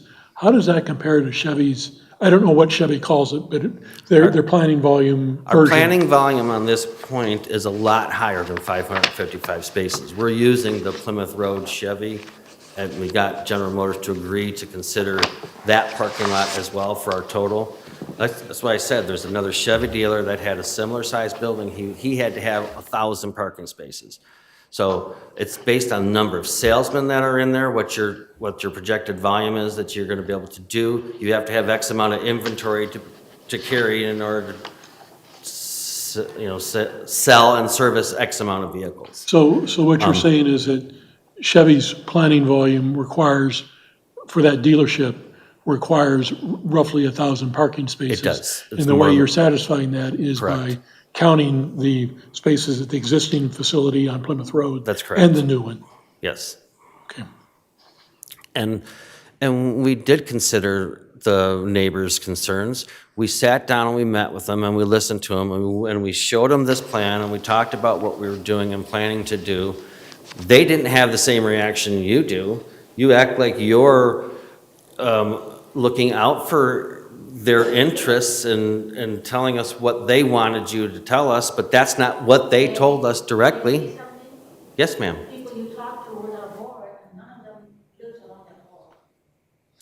Well, that's the representation who was, right?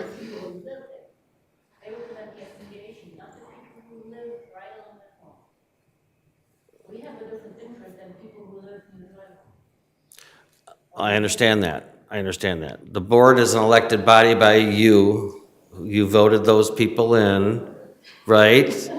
Their job is to represent your interests as an association. So, we listened to them and they talked to us and they gave us their feedback and they told us their concerns, many of the same that you had. And one of them lived right by the wall there, as I recall. Somewhere in that proximity, yes. Anyway, we did reach out to them and did try to get their input and did try to hear their concerns and address their concerns. Okay. Are we ready for a vote, or is there any further discussion on anything? I would like to just ask one more Sure. question. And again, it's because I'm new to this. Why is it that you want to put money into the township tree fund instead of planting the required 505.08 inches of DBH? So we've provided all of the required landscaping for interior parking lot, for road frontage, for buffer screening, all the township standard requirements that are there, we've provided. Due to the size of the site, the grading, the other factors, that is the maximum that we're able to place. We're providing the 40 replacement trees, and we located those on the southern property line to assist in the buffer, but there is literally not space to plant the additional replacement trees that are there. Okay. I just wanted to know. Anything else? No. Okay. Are we ready for a motion? Yep, Not yet. Are you going to make it? I can. All right. Let's see. This is, I make a motion for tentative and final site approval for planning number 2560, the Chevy Corvette Plymouth dealership and detailing at 40427 Ann Arbor Road with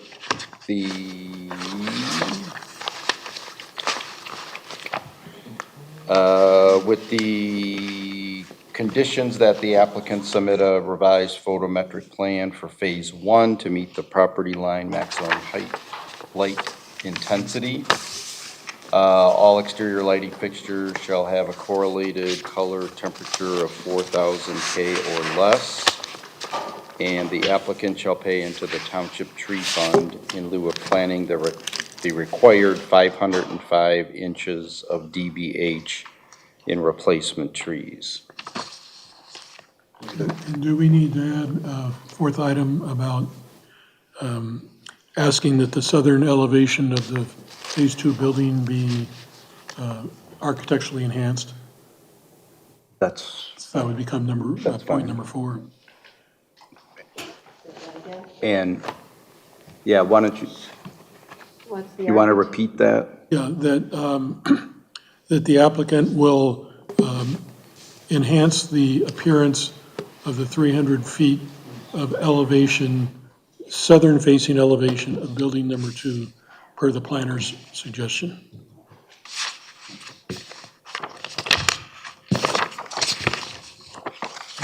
Laura, we don't need to include the comment about the do not block sign on Ford Road in the motion, do we?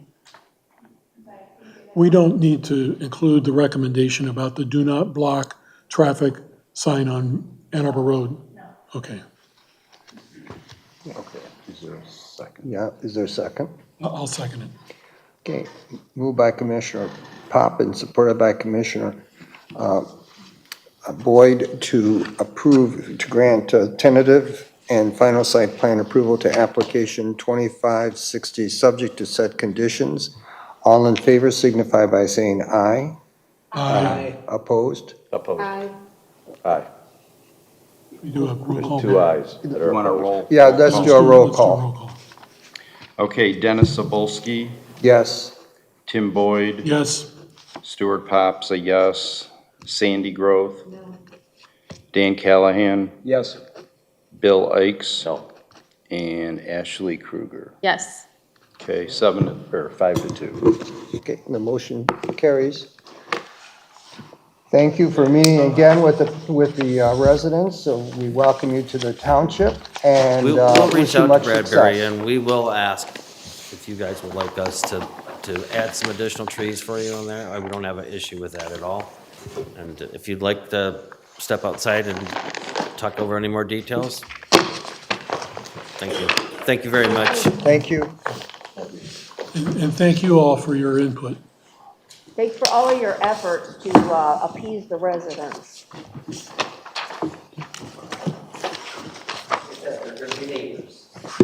And you don't know them yet.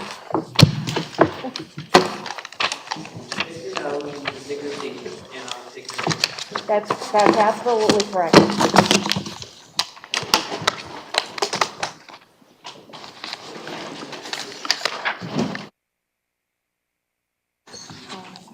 Next is the master plan update. So the floor is yours.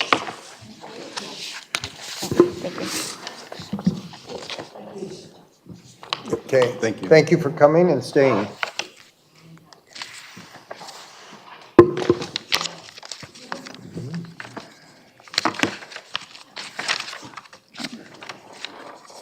So I have the updated draft on the screen here, and we can briefly go through the areas that have been highlighted in yellow. Those are changes since the study session, if that would be helpful. I think we should talk about the opening statement and vision that is on page 7.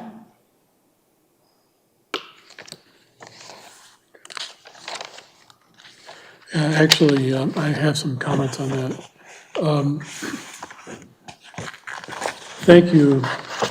Thank you all for anybody who provided input into the new opening statement. My take on this is that it's a somewhat generic statement. I don't believe it addresses what really makes Plymouth Township unique. My idea of the key residency proposition would be that it would be something that would be evident of what one of our residents would come up here and say why they think Plymouth Township is so special. I think it also needs to be a signal to our residents that we, the Planning Commission, understand why our residents feel so special about our township. And I also want to have it be something that begins to build the case that Plymouth Township is well along the path of addressing missing middle housing without having to change our single-family zoning.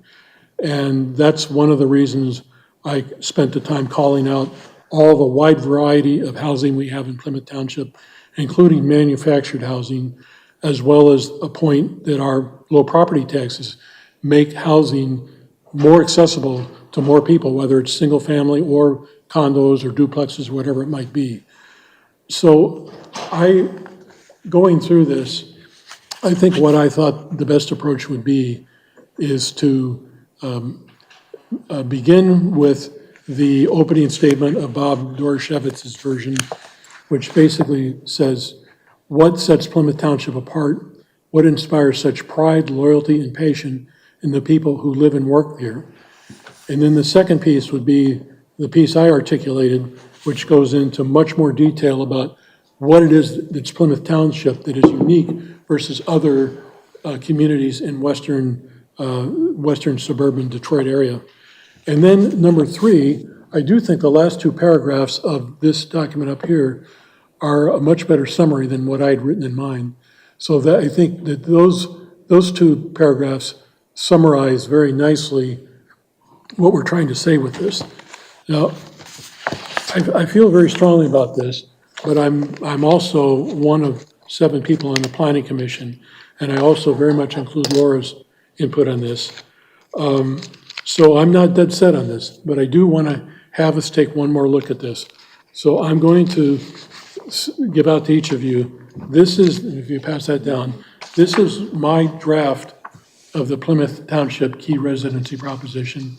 And it was my original draft revised, plus also Dennis had sat with me at, I don't know, Leo's or something, and went through this in quite a bit of detail, and I incorporated almost all of his comment. The second one I'll pass out is the version that Bob Doroshevic did by taking my original draft and running it through AI. And looking back at this, I almost think this is too commercial. I think it almost reads like It's like a brochure. Like a brochure, Yeah. exactly. But I don't, yeah. Yeah, but again, I think the opening statement up there is better than the one that I came up with. Yeah. And then the third one, which I'll hand out, is what you're seeing on the screen, which was the latest version that's included in Laura's draft. And again, I do believe that the last 2 paragraphs of this are better, more spot on, than the last 2 paragraphs of what I'd written in my orange version. So I don't know that we can resolve this here tonight, but I guess I would like to get a read from the commission.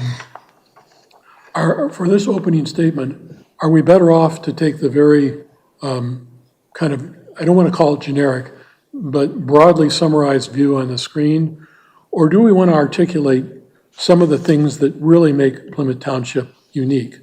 For instance, there's no mention in this version of the town of the New England Square downtown Plymouth that we know is so important. There's no mention of low property taxes. There's no mention of the wide variety of housing that we have, all the way from manufactured housing to multi-million-dollar estates.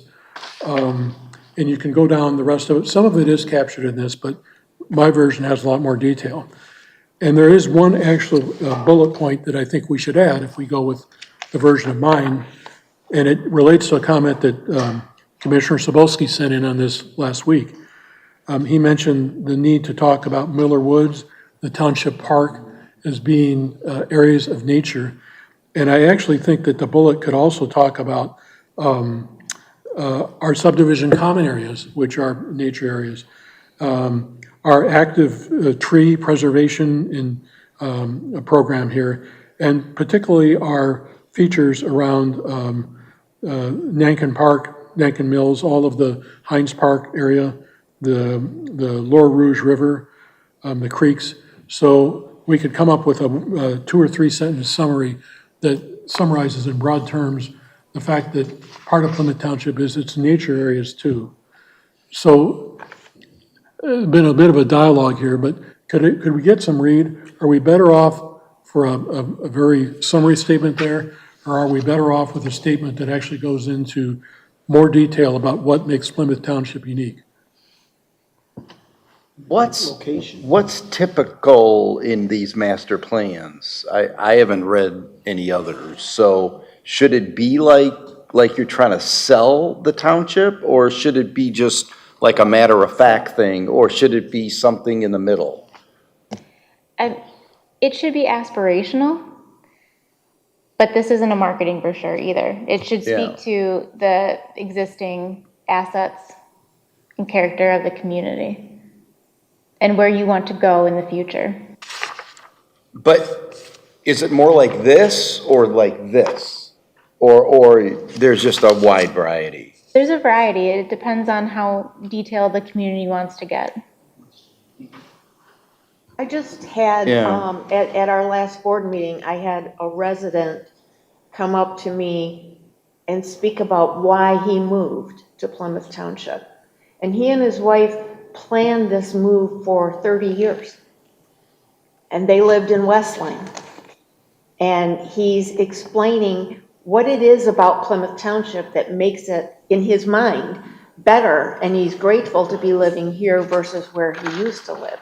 So Plymouth Township is special. And the low taxes definitely is part of it. But aside from that, it is a special community. And I like the idea of expressing what makes it special, just like the city of Plymouth expresses what makes them special, that downtown area. I'm not crazy about the use of the term missing middle, because to me, that's kind of like when people used to say duh and yada, yada, yada, yada. It's a word that so many people use without really defining it. And I've done some research on where it came from, and I don't think it's impressive. I don't think the use of that word is impressive. And a lot of people would tell you that we don't have a missing middle. The middle is Plymouth Township. And I've heard that from several residents. The middle is Plymouth Township because we're not the extreme wealth and we're not the extreme poor, but we are the missing middle. We are a community with a wide range of housing options, and we're not identified by $1 million homes or $10,000 property taxes. We're identified by the diversity, all of the different things. So I like the idea of expounding on some of those differences. Yeah, I don't think we have a missing middle housing issue. I mean, we have, if you take the whole township, not just the west side, the whole township, there's a huge range of homes. Yeah. I mean, to me, you know, there's And that's part of even, the idea is to actually call out the facts. right, so, yeah, you're in favor of more like a selling kind of a document, Well- which is fine. I mean, But it's this fine. is a master plan. That's my thought. It's a Yeah. master plan. Is the intent of this to sell the community, or is it to say how we envision it for the future? Yeah. We acknowledge what we have today and where we see it in the future. Master plan. Right. But the master plan needs to recognize what the assets of the community are. Right. And that we need to build on those, which is why I think the last two paragraphs of the statement up here fit in well to say, this says, here's what makes us unique. And now this is saying, we need to continue that and go forward. But like low taxes, is that something is that appropriate for a master plan? I don't know. That's what I've not seen a lot of these either. So. We gotta say relative low price, because my taxes are $7,300. They're not that cheap. Well, just wait, if you were in Northville Township, but. Yeah. Well, No, I'm just saying. I think, to your point, though, low property taxes came through very strongly in the community survey that we did. No, they are. And Right. I kind of drafted this I've been, 8 years, first on the ZBA and now this, and listened to a lot of people comment, some in the public comment, some one-on-one, like you've had with me, Sandy. And it's kind of a summary of what I've heard from people in the township, as well as, what we heard out of the survey. And low property taxes were one of the things that came through in the survey. So in this particular case, ordinarily I would agree with you, it doesn't belong in a master plan. But in this particular case, I think it does, because it also speaks again to the affordability of Plymouth Township, and we have more affordable ability that makes some of the actions that are being proposed at the state level as mandatory actions not appropriate for Plymouth Township, because we are more affordable and we have more choices. But again, I want to hear everybody, I don't want to defend myself too much here. I want to get a consensus, if there is one. Well, to Ashley's question, I think it can do both, okay? And that was really what the intent was, of take credit for what we've done and where we want to go, to preserve and build upon it, is what the intent was. And I think it's like 90 pages or 80-some pages. No, it's 100. It's 100 now? Okay. So it's got a lot that's in there, because we included the parks, right? I think we used to have maybe 4 sentences on schools, and now that's been enhanced a little bit, because we're the only people that have, like, we're one of 3 high schools that have auto tech shop, where you can become a technician to work on potential dealerships that move here, right? So it's a unique school district. I'm a product of it. And I've seen the difference between Northfield Public Schools and PCEP. I've seen the difference in the property taxes on what you get versus what you really get. And it's unique in many ways. So it could do both. The only concern I have about the property tax, and like everyone else, appreciate the property tax, but when people come, they have come before us in the past and they're against something, and they say, all you guys are interested in is the taxes. And we say, we do not take taxes in consideration of whether or not we're going to approve something. I think for sure a mention of that should be here. I think, I don't know, maybe that needs a little bit of a polishing up, or whatever term you want to use. I think those are, we can say those are qualities, and it says it to some extent, that people appreciate. But it's not something that is a goal or a mission of the Planning Commission. I agree with you. And that's important too, because one of the other issues that we talk about, and I hear it all the time, people who say, I don't care about low property taxes, I want this service, or I want this service, or, so you're right, we should not focus on the fact that we have low taxes. Mentioning it is one thing, but we don't want to overdo that. As an That's attractive right. feature that the Right. township has to offer. Right. But it's not, we're going to make decisions based on how much taxes we can keep getting in Right. to keep those prices low. And you don't need to include in the master plan that people ask, what is in the water in Plymouth Township? Because we have the craziest political people of anyone in the state of Michigan. You want to add that to the master plan. Okay, very clear, we can tweak that, the property tax piece. So it's not so Yeah. much as a marketing Yeah, tool. it's just that people appreciate it. Right, appreciate, Yeah, okay. as they appreciate downtown Plymouth. Yeah. Kim, to understand, are you trying to say, hey, use this, the preface, with one of these two behind it? I wasn't sure what the ask is of Yeah, us.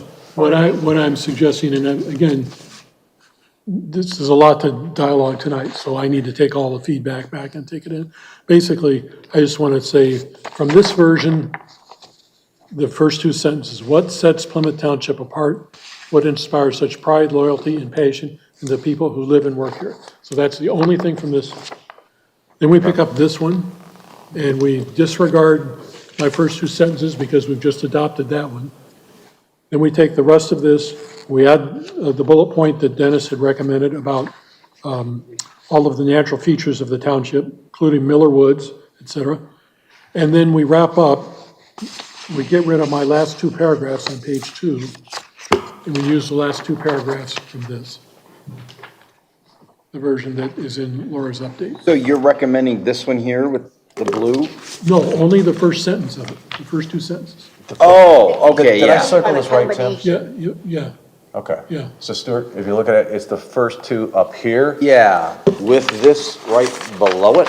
Which the bullet one? point, the orange. the orange one. Dennis orange. wants to add a bullet point in the body of the orange one, on the parks and the woods. Then you have an orange using one this there? part as the closing. Okay. Do you have an orange one there? Yep, yeah. And then, No, you should. I think this is a double. I have an This extra one that's is, blue. this is Tim's original, right? This is your original. yeah, with some updates. Oh, okay. Okay. And then on the orange one, just get rid of the last 2 paragraphs on page 2. And use the last 2 Yeah, paragraphs. up yours there. just doesn't have the one.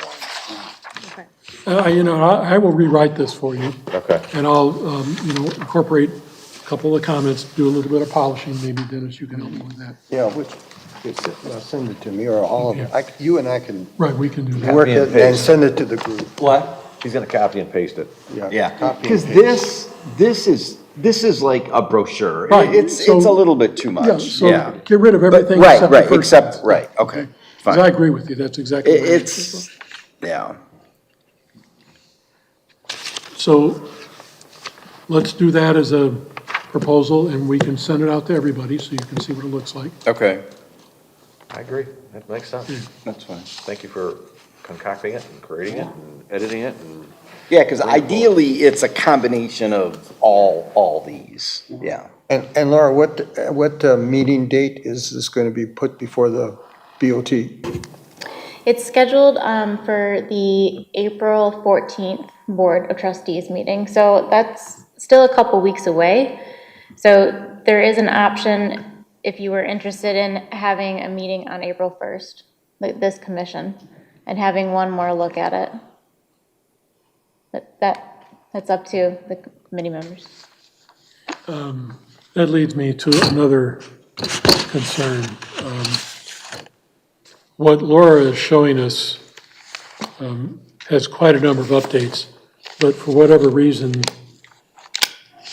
my updates and suggestions weren't included in this draft that you're looking at tonight. So I ran copies for everybody. And my suggestion is that some of these are editorial comments, but a number of them are actually mistakes in the plan, the percentages that aren't calculated properly, typos, et cetera. So one thing we could do is, for those of you that weren't around originally when we put this together, we had a working team, and it was basically Dennis, Dave Ladowick, and myself and Laura, and we made a lot of progress that way. My recommendation to the board is that you would empower now the three of us, Dennis, Laura, and myself, to go through, review these, add these in if and when they're appropriate, and then look at all of the other changes that Laura's made tonight, and come back with a final version that we could look at April 1st working session, if that's what you guys want to do. And I would like to ask, because I was planning to ask this anyways, I would like to get it not 2 days before a meeting, because what I find happening is you guys are putting stuff out the day of the meeting or 2 days before. When I worked in the clerk's office, we had a deadline for anything that was going on the agenda. And if you didn't have it in by a certain time, it's not part of the packet, it's not part of the meeting. I struggle with the last minute additions and changes because, and I don't even work full-time, but I don't have a lifestyle that accommodates looking at all of that and comprehending it the day before I come to this meeting. So I would like us to set up something that says, you know, this is the deadline for anything that's going to go on the agenda. And if people don't have their stuff ready for it to be distributed to us, then maybe we shouldn't be looking at it. And I think we can, I mean, is there a date we're trying to, I mean, is there a date we're trying to meet or not necessarily? 14th is when it goes, because this has been going on for. No, I know. You know. So then that starts the 63-day public comment. Right. Okay, because I crawled through it once. I gotta crawl through it again now that I heard some of these weren't done, because yeah, okay.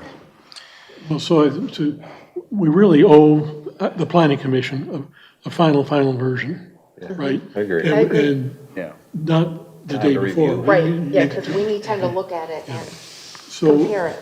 I guess what I'm asking is if you all would empower the three of us to do the final edit and get it to you. The three is Tim, Dennis, and Laura. Okay. That's fine. I have no mean, issue empowering you guys. Fine. Then I'm gonna send my comments. I mean, who should we send our comments to? To the whole planning commission or what? Well, we would put this together, and then there's supposedly the final, that we would meet on April 1st with enough time to think, you know, comprehend it all, and then have a meaningful last discussion. at the April 1st meeting. Okay. Well, I don't have a problem with that because you're leaving the door open for us to look at it and say, you know, I'm Right. not comfortable with what you've done, but it allows you the authority to go ahead. I mean, you've been on the planning commission longer. You know what this is all about, so I don't have a problem with that at all. Empowering Dennis and Tim and Laura to kind of put this together. We're I like support that as 90 well. 95% of But the I'm way not, there. but I'm not available on April, I'll be out of town on April 1st, though. You're not available either? As far as I know, I am. Oh, okay. We might need to talk to you before the meeting and get your comments over the phone or something. I mean, I wouldn't feel comfortable sending the final version to the board until all of you have had a chance to. Oh, we have to. When will you start being out of town?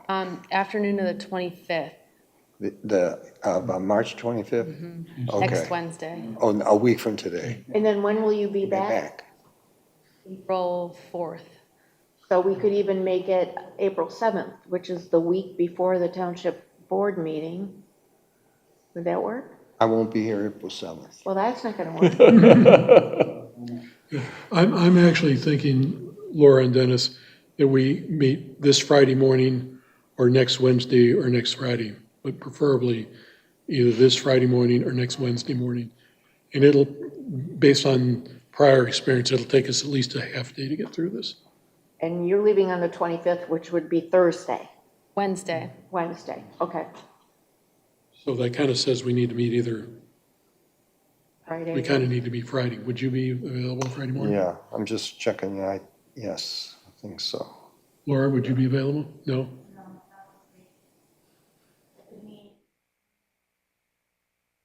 Okay, I can't do Monday.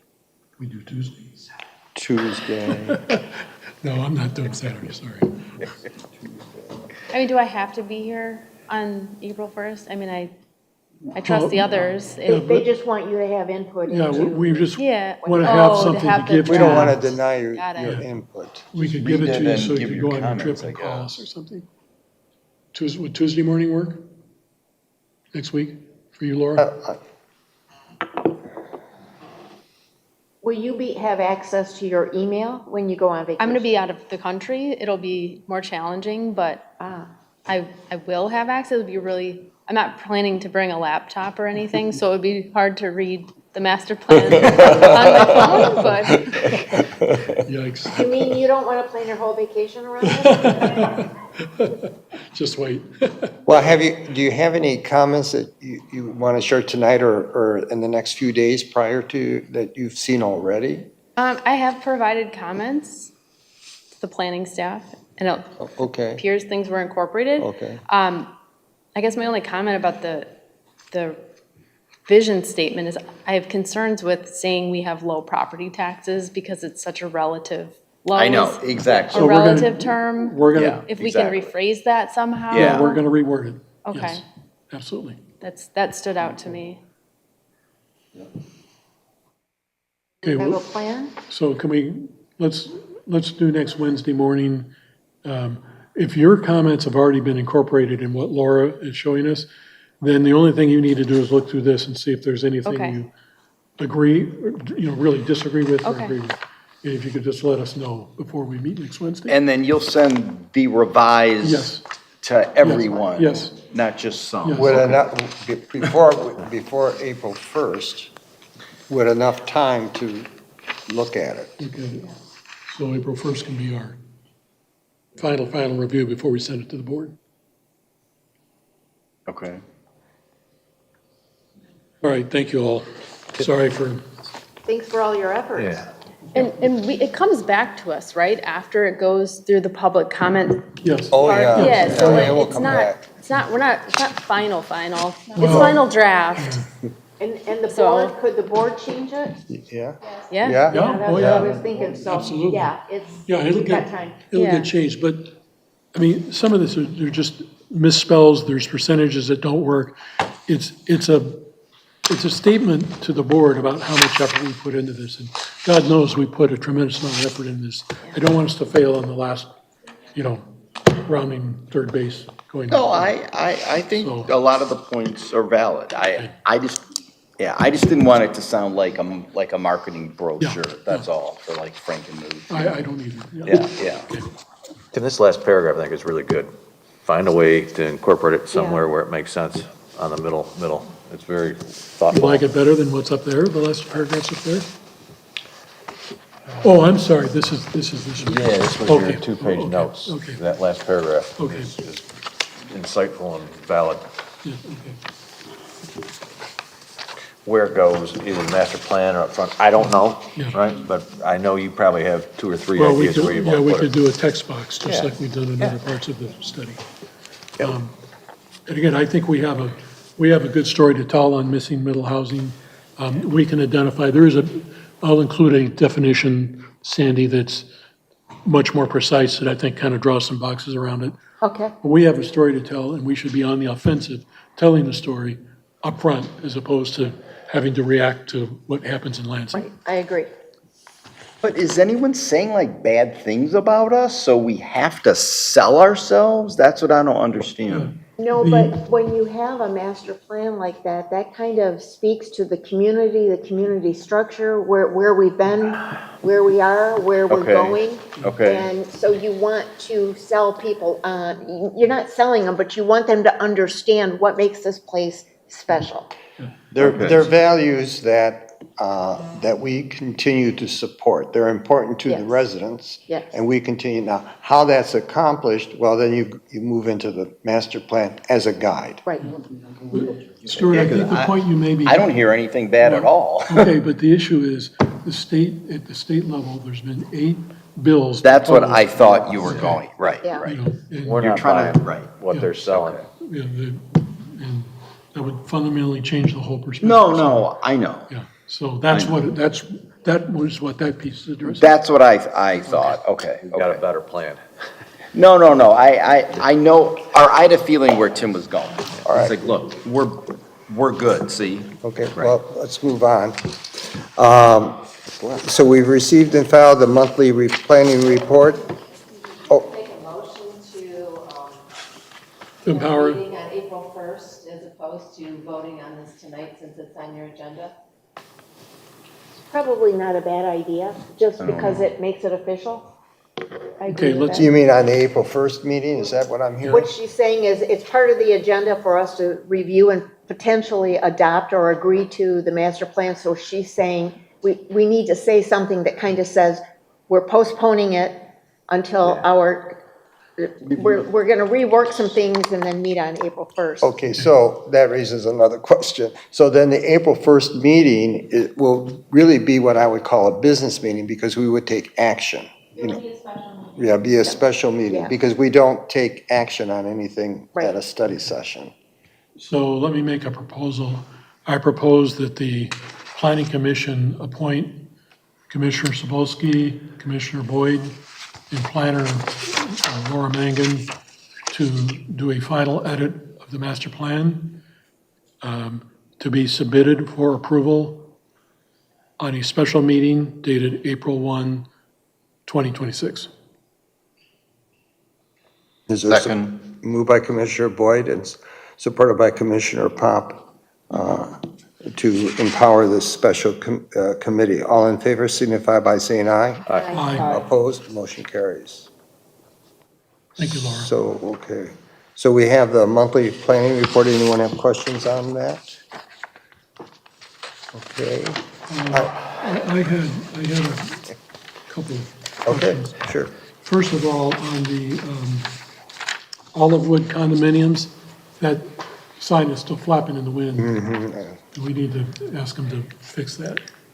The second comment related to the courthouse grill approval at the board meeting, and I was not able to actually review the meeting.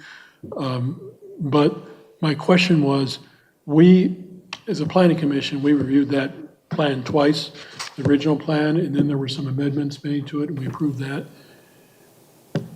Based on the changes that were made to get approval for the extra money to remediate, are there enough changes to that plan that would require the planning commission to do another review, or are the changes not significant enough to make our previous approval still valid?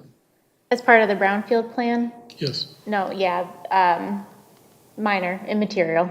But the point that I heard when I looked at that meeting was, it was the subsidization issue, and the applicant, whoever he was, had. Yeah, it does change, you're right. It Right, he changes that. That he was a said, big we're part playing of it." around with the units. Yes. So I don't know now what that means, because we said so many units, so many singles, so many, single Right. beds, or a So double. anything, yes, you're Right. right. So that perhaps does need to be changed to reflect that we're on the same page. So does that have to come back to us?